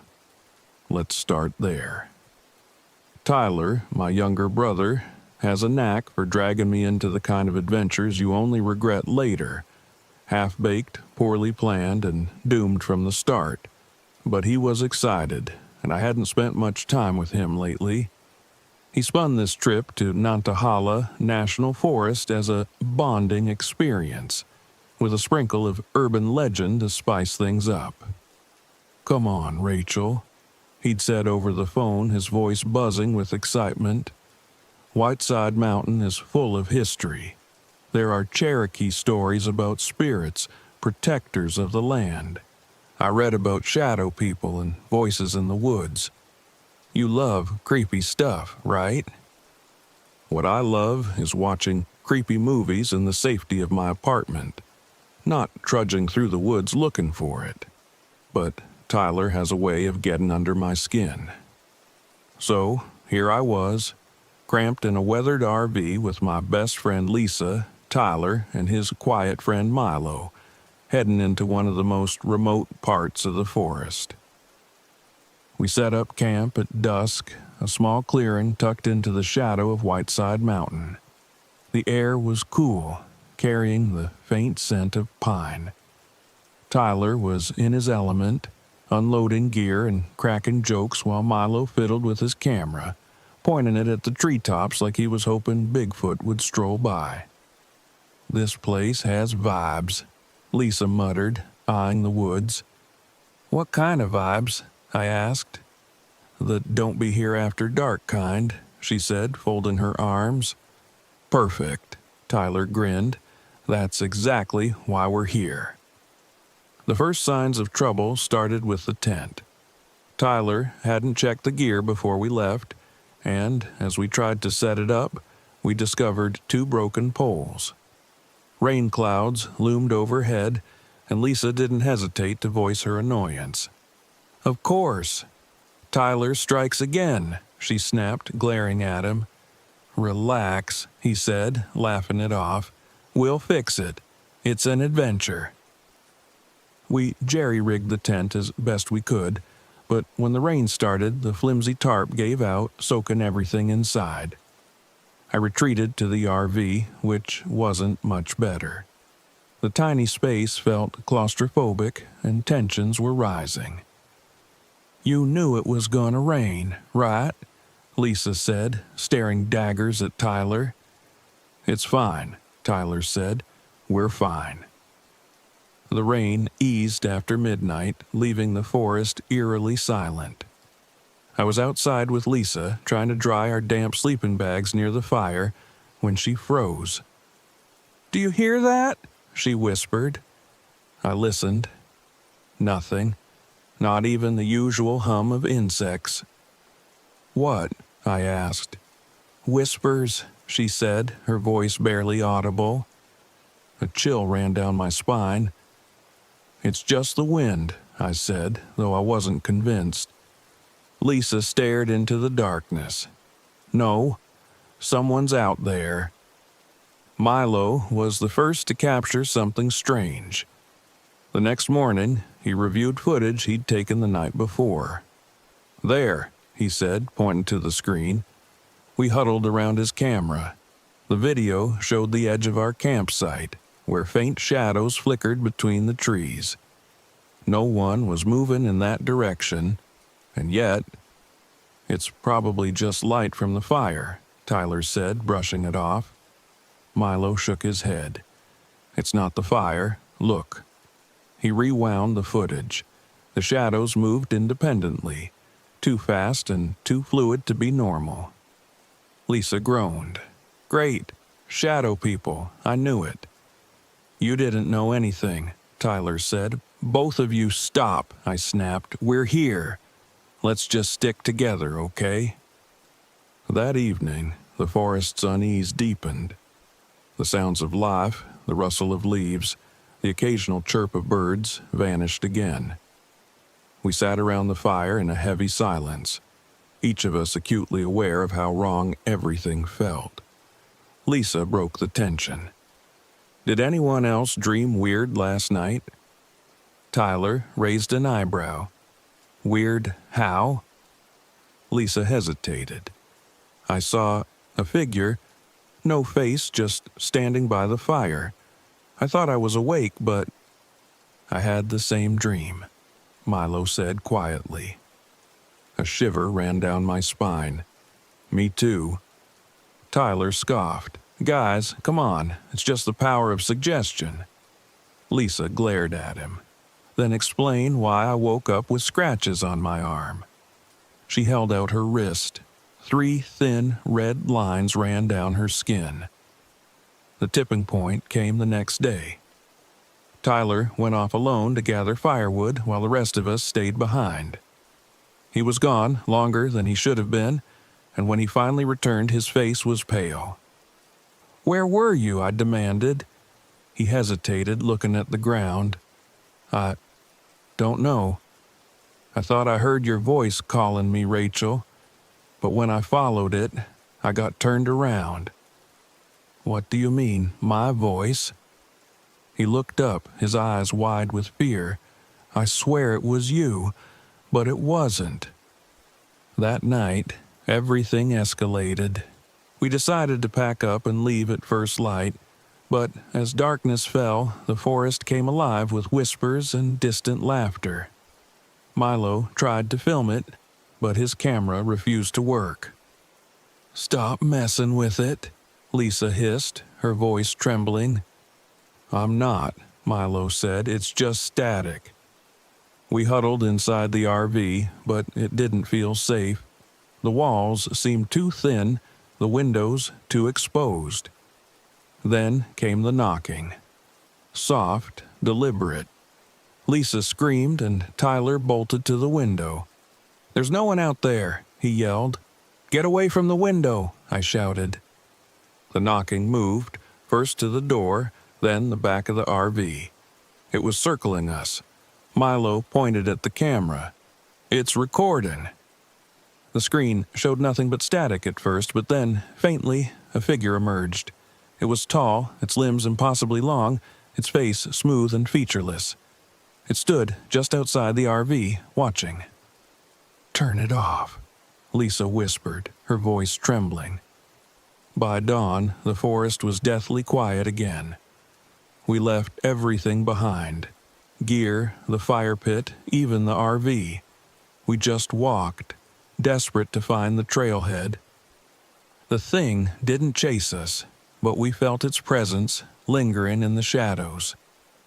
When we finally stumbled onto the main road, I looked back once. Just once. The figure stood at the edge of the trees, watching us leave. We don't talk about that trip anymore. Lisa refuses to go camping. Tyler pretends it didn't happen. Milo uploaded the corrupted footage to his YouTube channel. It went viral, of course. In the final frame, you can see it. Its glowing eyes watching us from the trees. I don't camp anymore.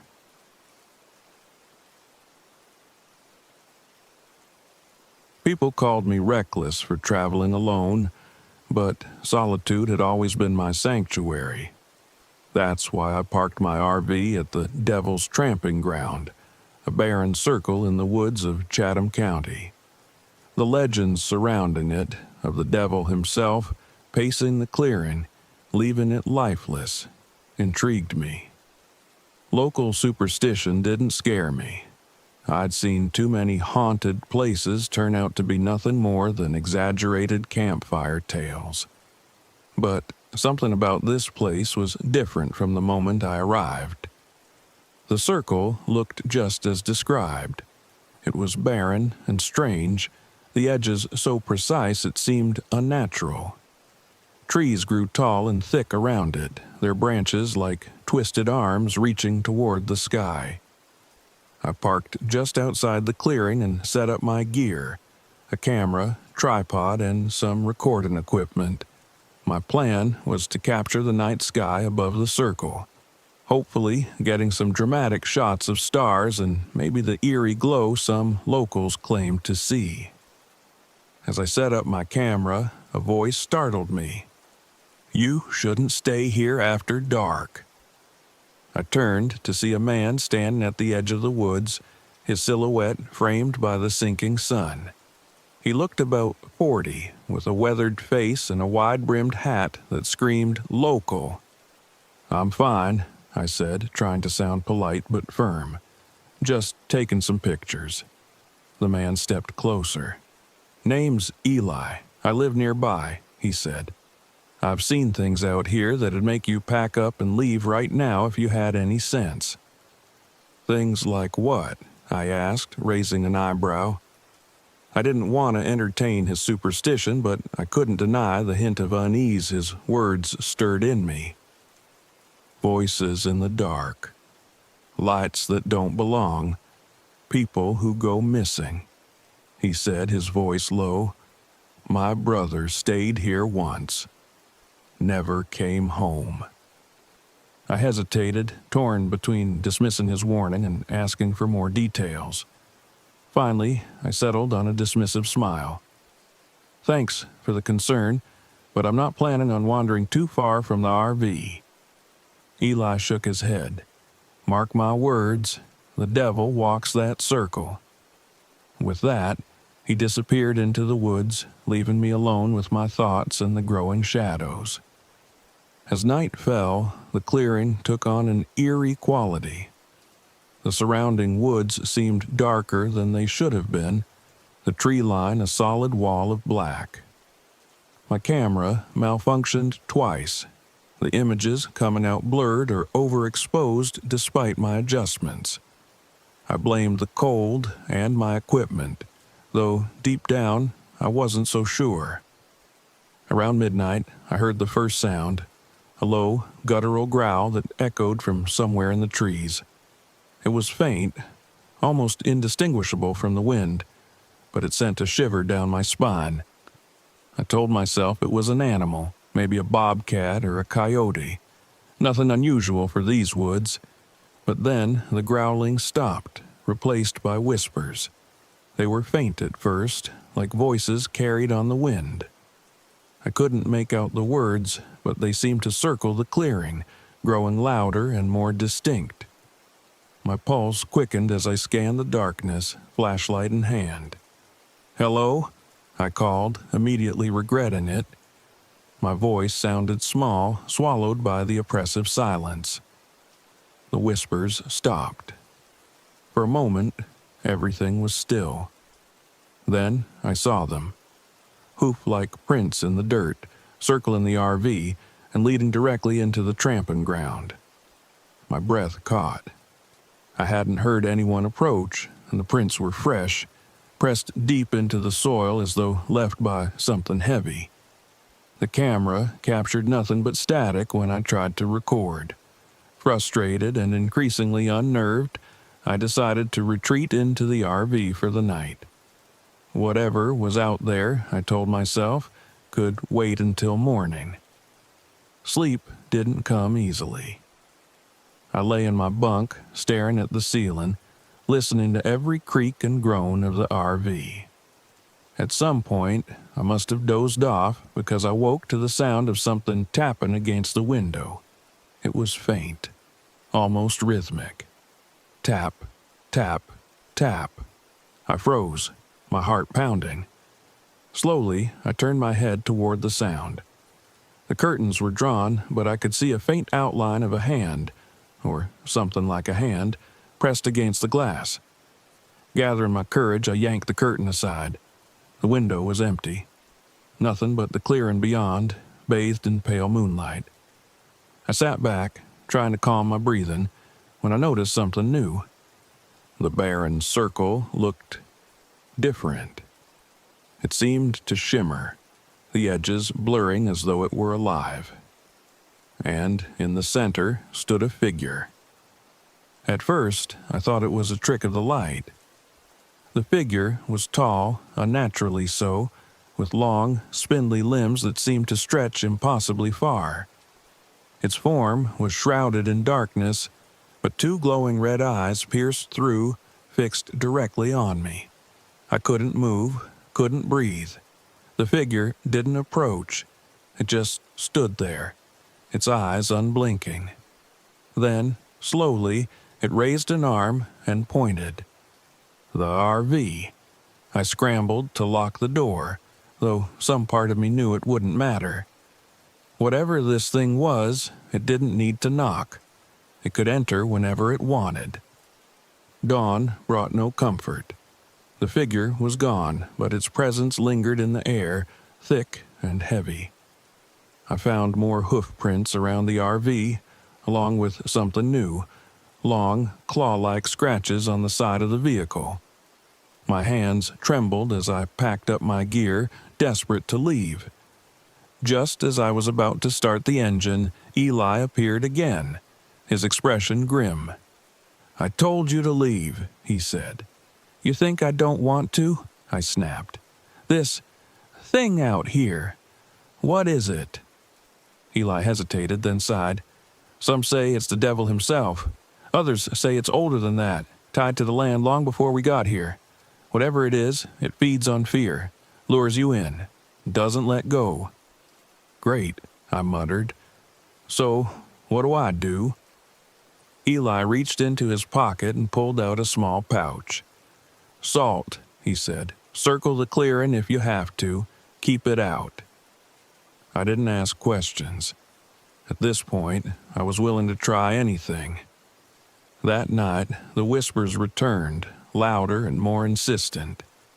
They called my name, mimicking voices I recognized. My mother, my best friend, even Eli. Each time I reminded myself of his warning. The voices weren't real, but the figure came back. It stood closer this time, just beyond the salt I'd scattered. Its eyes burned brighter, its form flickering like a flame. The air grew heavy, and I struggled to breathe. Then it spoke. Not in words, but in a voice that echoed directly in my mind. "Come." I felt myself drawn toward the circle, my body moving against my will. The salt held it back, but only barely. My legs trembled as I fought to resist, the force pulling me closer and closer. "Leave her alone," Eli's voice rang out, breaking the spell. He rushed into the clearing, scattering more salt around me. The figure recoiled, letting out an ear-splitting screech before vanishing into the shadows. By morning, I was gone, the RV bouncing along the dirt road as I sped away from the tramping ground. Eli refused to come with me, insisting he had unfinished business in the woods. Before I left, he handed me a small talisman, a crude carving of a horned figure. "Keep this close," he said. "It might not stop it, but it'll give you a chance." I didn't ask what he meant. I didn't want to know. But even now, miles away from the devil's tramping ground, I feel its presence. The talisman grows warmer every night, and in my dreams I see those red eyes watching me, waiting. Whatever haunts that circle isn't done with me yet.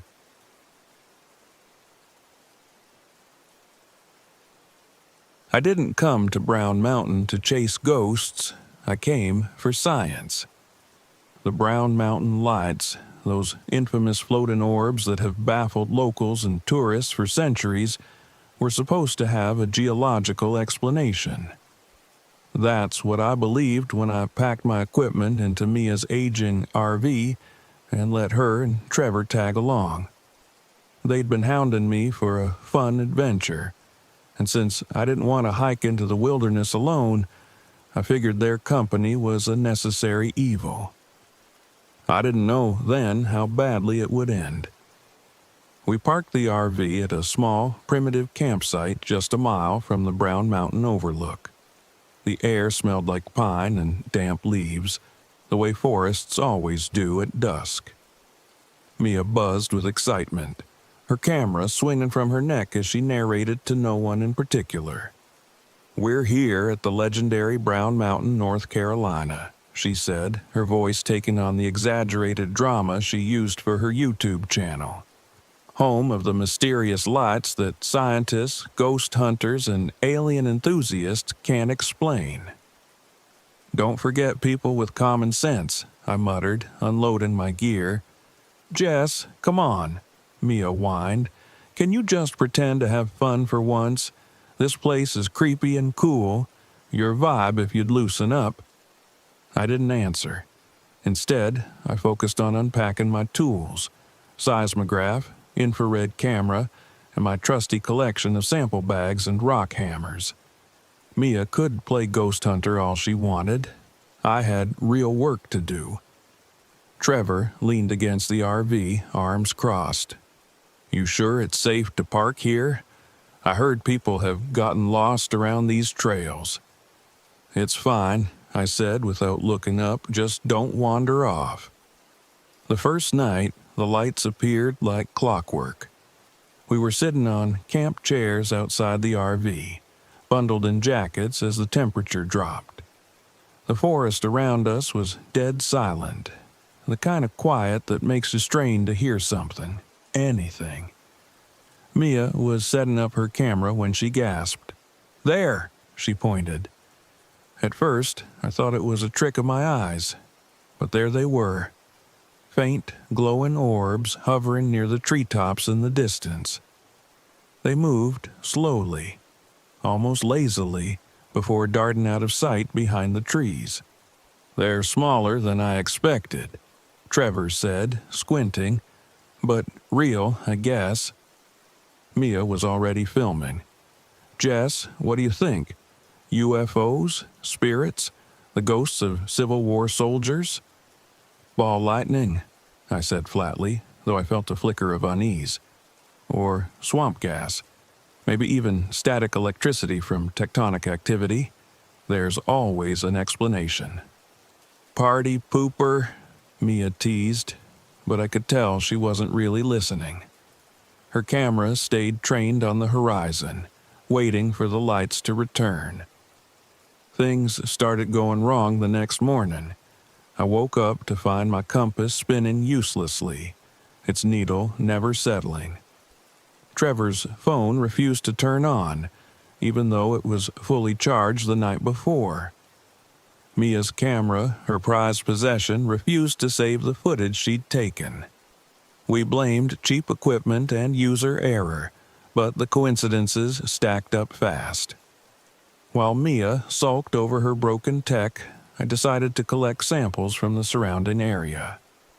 The rocks I chipped from the base of the overlook were heavier than expected, their cores oddly warm to the touch. A magnetic anomaly, I thought, trying to keep my excitement in check.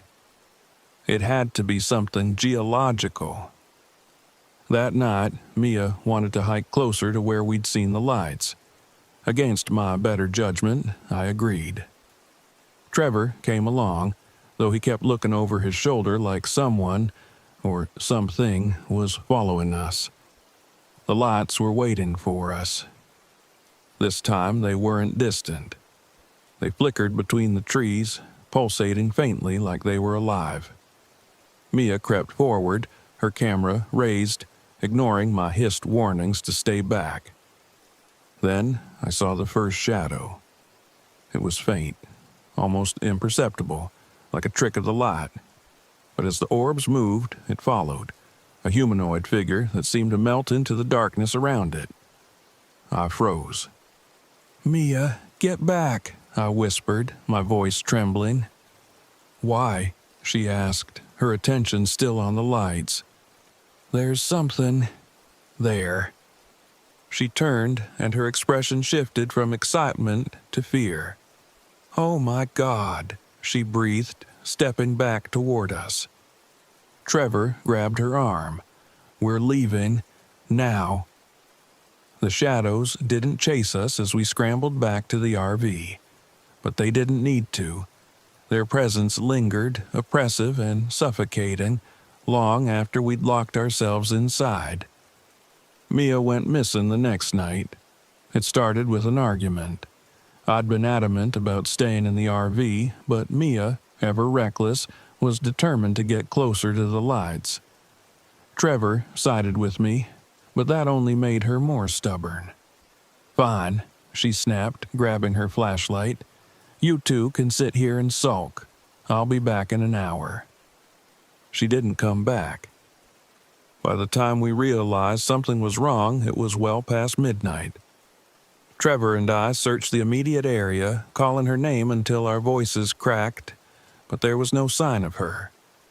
Her flashlight lay abandoned on the ground, the bulb shattered. The lights flickered in the distance, taunting us. By dawn, Trevor and I were barely speaking. He accused me of not stopping Mia, while I blamed him for not being more forceful. But beneath the anger, we were both terrified. "Did you hear that?" Trevor asked suddenly.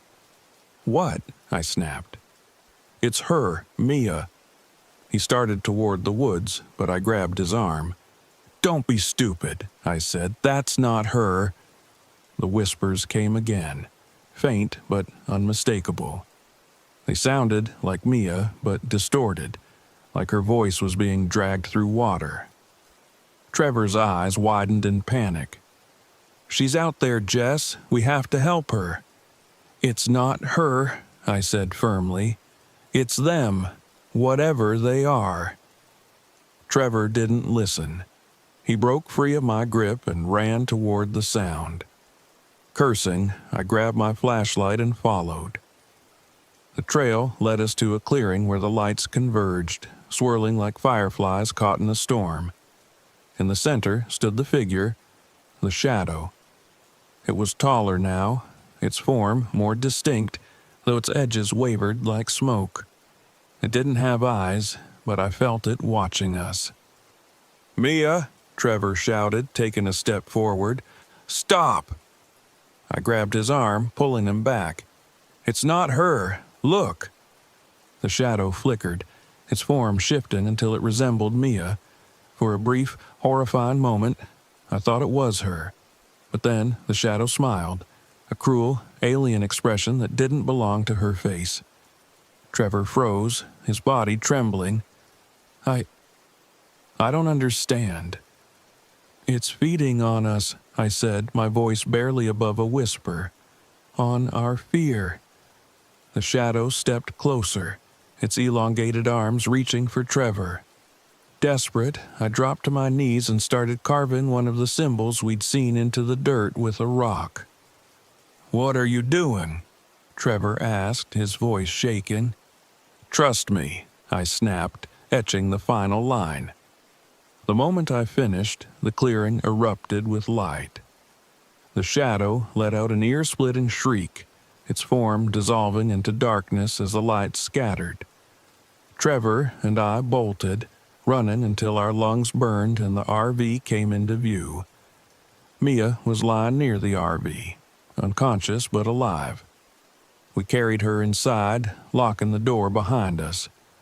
When she woke, she didn't remember anything, just flashes of darkness and the feeling of being lost. The RV wouldn't start until I threw out one of my geological samples, which had begun glowing faintly in the light of day. As soon as it hit the ground, the engine roared to life. We didn't look back as we drove away. Mia posted a video about our trip, but she edited out the worst of it, calling it a fun, spooky adventure. Trevor dropped out of school and stopped answering my calls. I tried to forget, to bury what we saw, but some nights I still hear the whispers. The lights of Brown Mountain aren't just a phenomenon, they're a warning, and some mysteries aren't meant to be solved.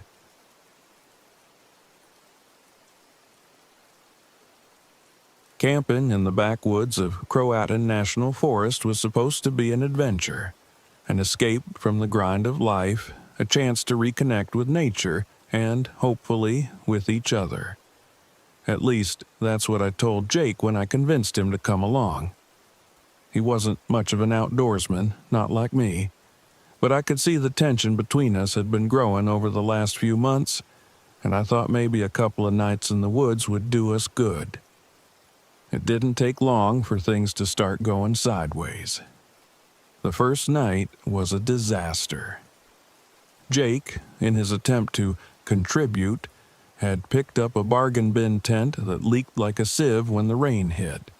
We spent the better part of the night curled up on damp sleeping bags, shivering in the cold, our mood as soggy as the ground beneath us. The flashlight died halfway through setting up camp, and Jake didn't have spare batteries. Typical. I could feel the frustration bubbling under my skin, but I bit my tongue.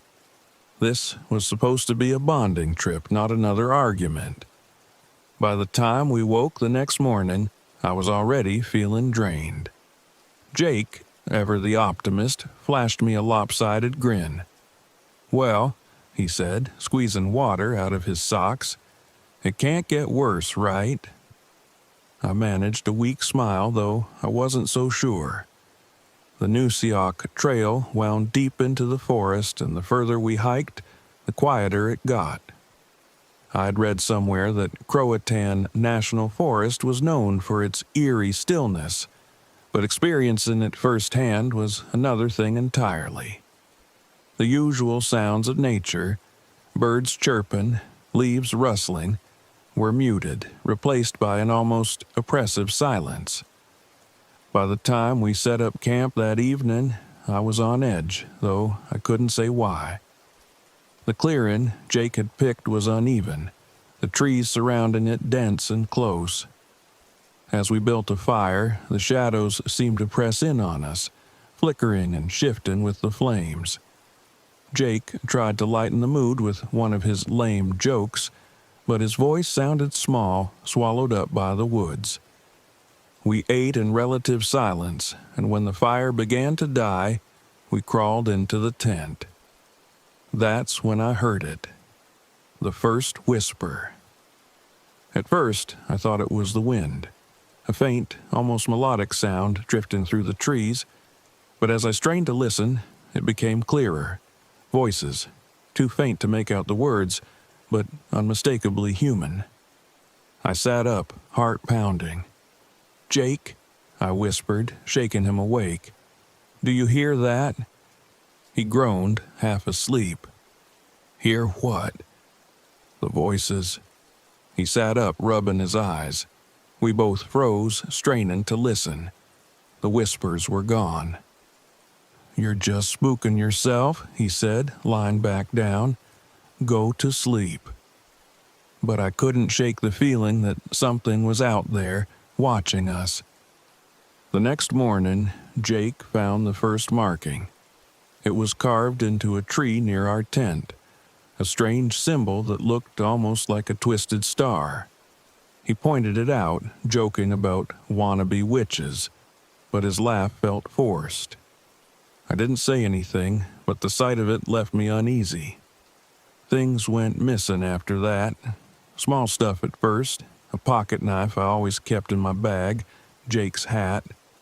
I figured we'd misplaced them in the chaos of setting up camp, but when the knife reappeared later, sitting neatly on a rock outside the tent, my stomach turned. Jake tried to shrug it off, but I could see the tension in his jaw. That night, the whispers returned. They were louder this time, circling our camp. Jake and I sat by the dying fire, straining to hear, but the voices never got close enough to make out. Just soft, teasing murmurs that seemed to melt into the night air. Then they started mimicking us. I heard my own voice, faint and distorted, calling Jake's name from somewhere in the woods. My blood ran cold.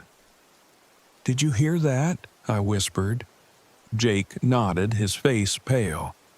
It sounded like, "You." We stayed up for hours, clutching sticks like weapons, but nothing came out of the darkness. By the time dawn broke, the voices were gone, but their echo lingered in my mind. Jake wanted to leave.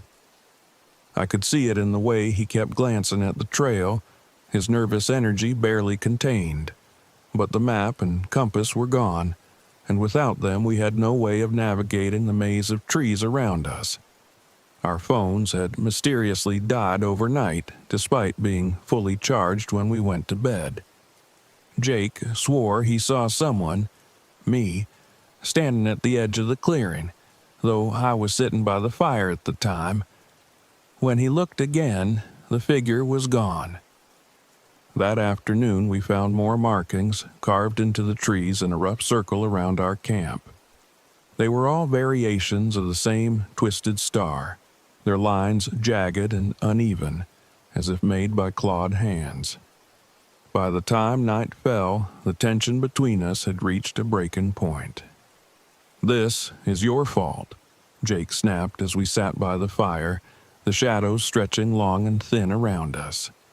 "You just had to drag us out here, didn't you? Couldn't settle for a normal trip, no, it had to be the middle of nowhere."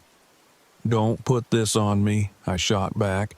"You wanted to come, remember? No one forced you." "Maybe I shouldn't have," he muttered, barely loud enough for me to hear. I opened my mouth to respond, but a sound stopped me cold. It was laughter. High and cruel, echoing from somewhere in the woods. It wasn't human, at least not entirely. The sound carried a distortion, like it was layered with something deeper, darker. We both froze, our argument forgotten. Then I saw her. A figure stepped out of the shadows, tall and impossibly thin, her limbs too long for her body. Her face was a shifting blur, as though she couldn't quite decide what she wanted to look like. Her eyes glowed faintly, a sickly yellow that seemed to pierce the darkness. The witch. She didn't speak, but her presence was enough. The air around us seemed to thicken, heavy with a malevolence that made my skin crawl. Jake grabbed a branch from the fire, holding it out like a weapon. "Stay back!" he shouted, his voice trembling. The witch tilted her head as if amused. Then she shifted, her form flickering, and suddenly she was me. I gasped, staring at my own face, twisted into a cruel mockery of my features. Jake's grip on the branch faltered, and I saw the fear in his eyes. The witch's mouth twisted into a grin, her voice a perfect mimicry of mine. "Jake," she whispered, "you can't protect her." Jake lunged, swinging the branch wildly. I tried to stop him, but his panic made him clumsy. The witch dodged easily, her laughter ringing through the clearing. In his desperation, Jake turned too quickly, the branch catching me across the temple. I woke up alone. The clearing was empty, the fire nothing more than smoldering embers. My head throbbed, and for a moment I thought I was dreaming. But the markings on the trees, the whispers in the wind, they were all too real. "Jake?" I called, my voice shaking. No answer. Panic set in as I searched the woods, my calls growing more frantic. I found him an hour later, standing in a trance-like state at the base of a massive tree. His eyes were glassy, unfocused, his lips moving soundlessly. "Jake?" I grabbed his arm, shaking him. "Wake up!" His gaze flickered, his focus snapping back to me. "Emily?" "We have to go," I said, pulling him toward the trail. "Now." The witch appeared one last time, blocking our path. Her form was more solid now, her features sharper. She reached for Jake, her fingers impossibly long, curling toward him like talons. I don't know what possessed me, but I remembered the markings we'd seen, the symbols carved into the trees. Grabbing a stick, I dropped to my knees, frantically carving one into the dirt. The witch let out a piercing scream, her form flickering and distorting. The air seemed to crackle with energy, and for a moment I thought the world itself would tear apart. Then she was gone. We stumbled out of the forest at dawn, our legs weak and our minds reeling. Neither of us spoke as we loaded our gear into the car, leaving the cursed woods behind. I still don't know what we encountered in Croatan, but one thing is certain. Some stories aren't just stories, and some places are better left alone.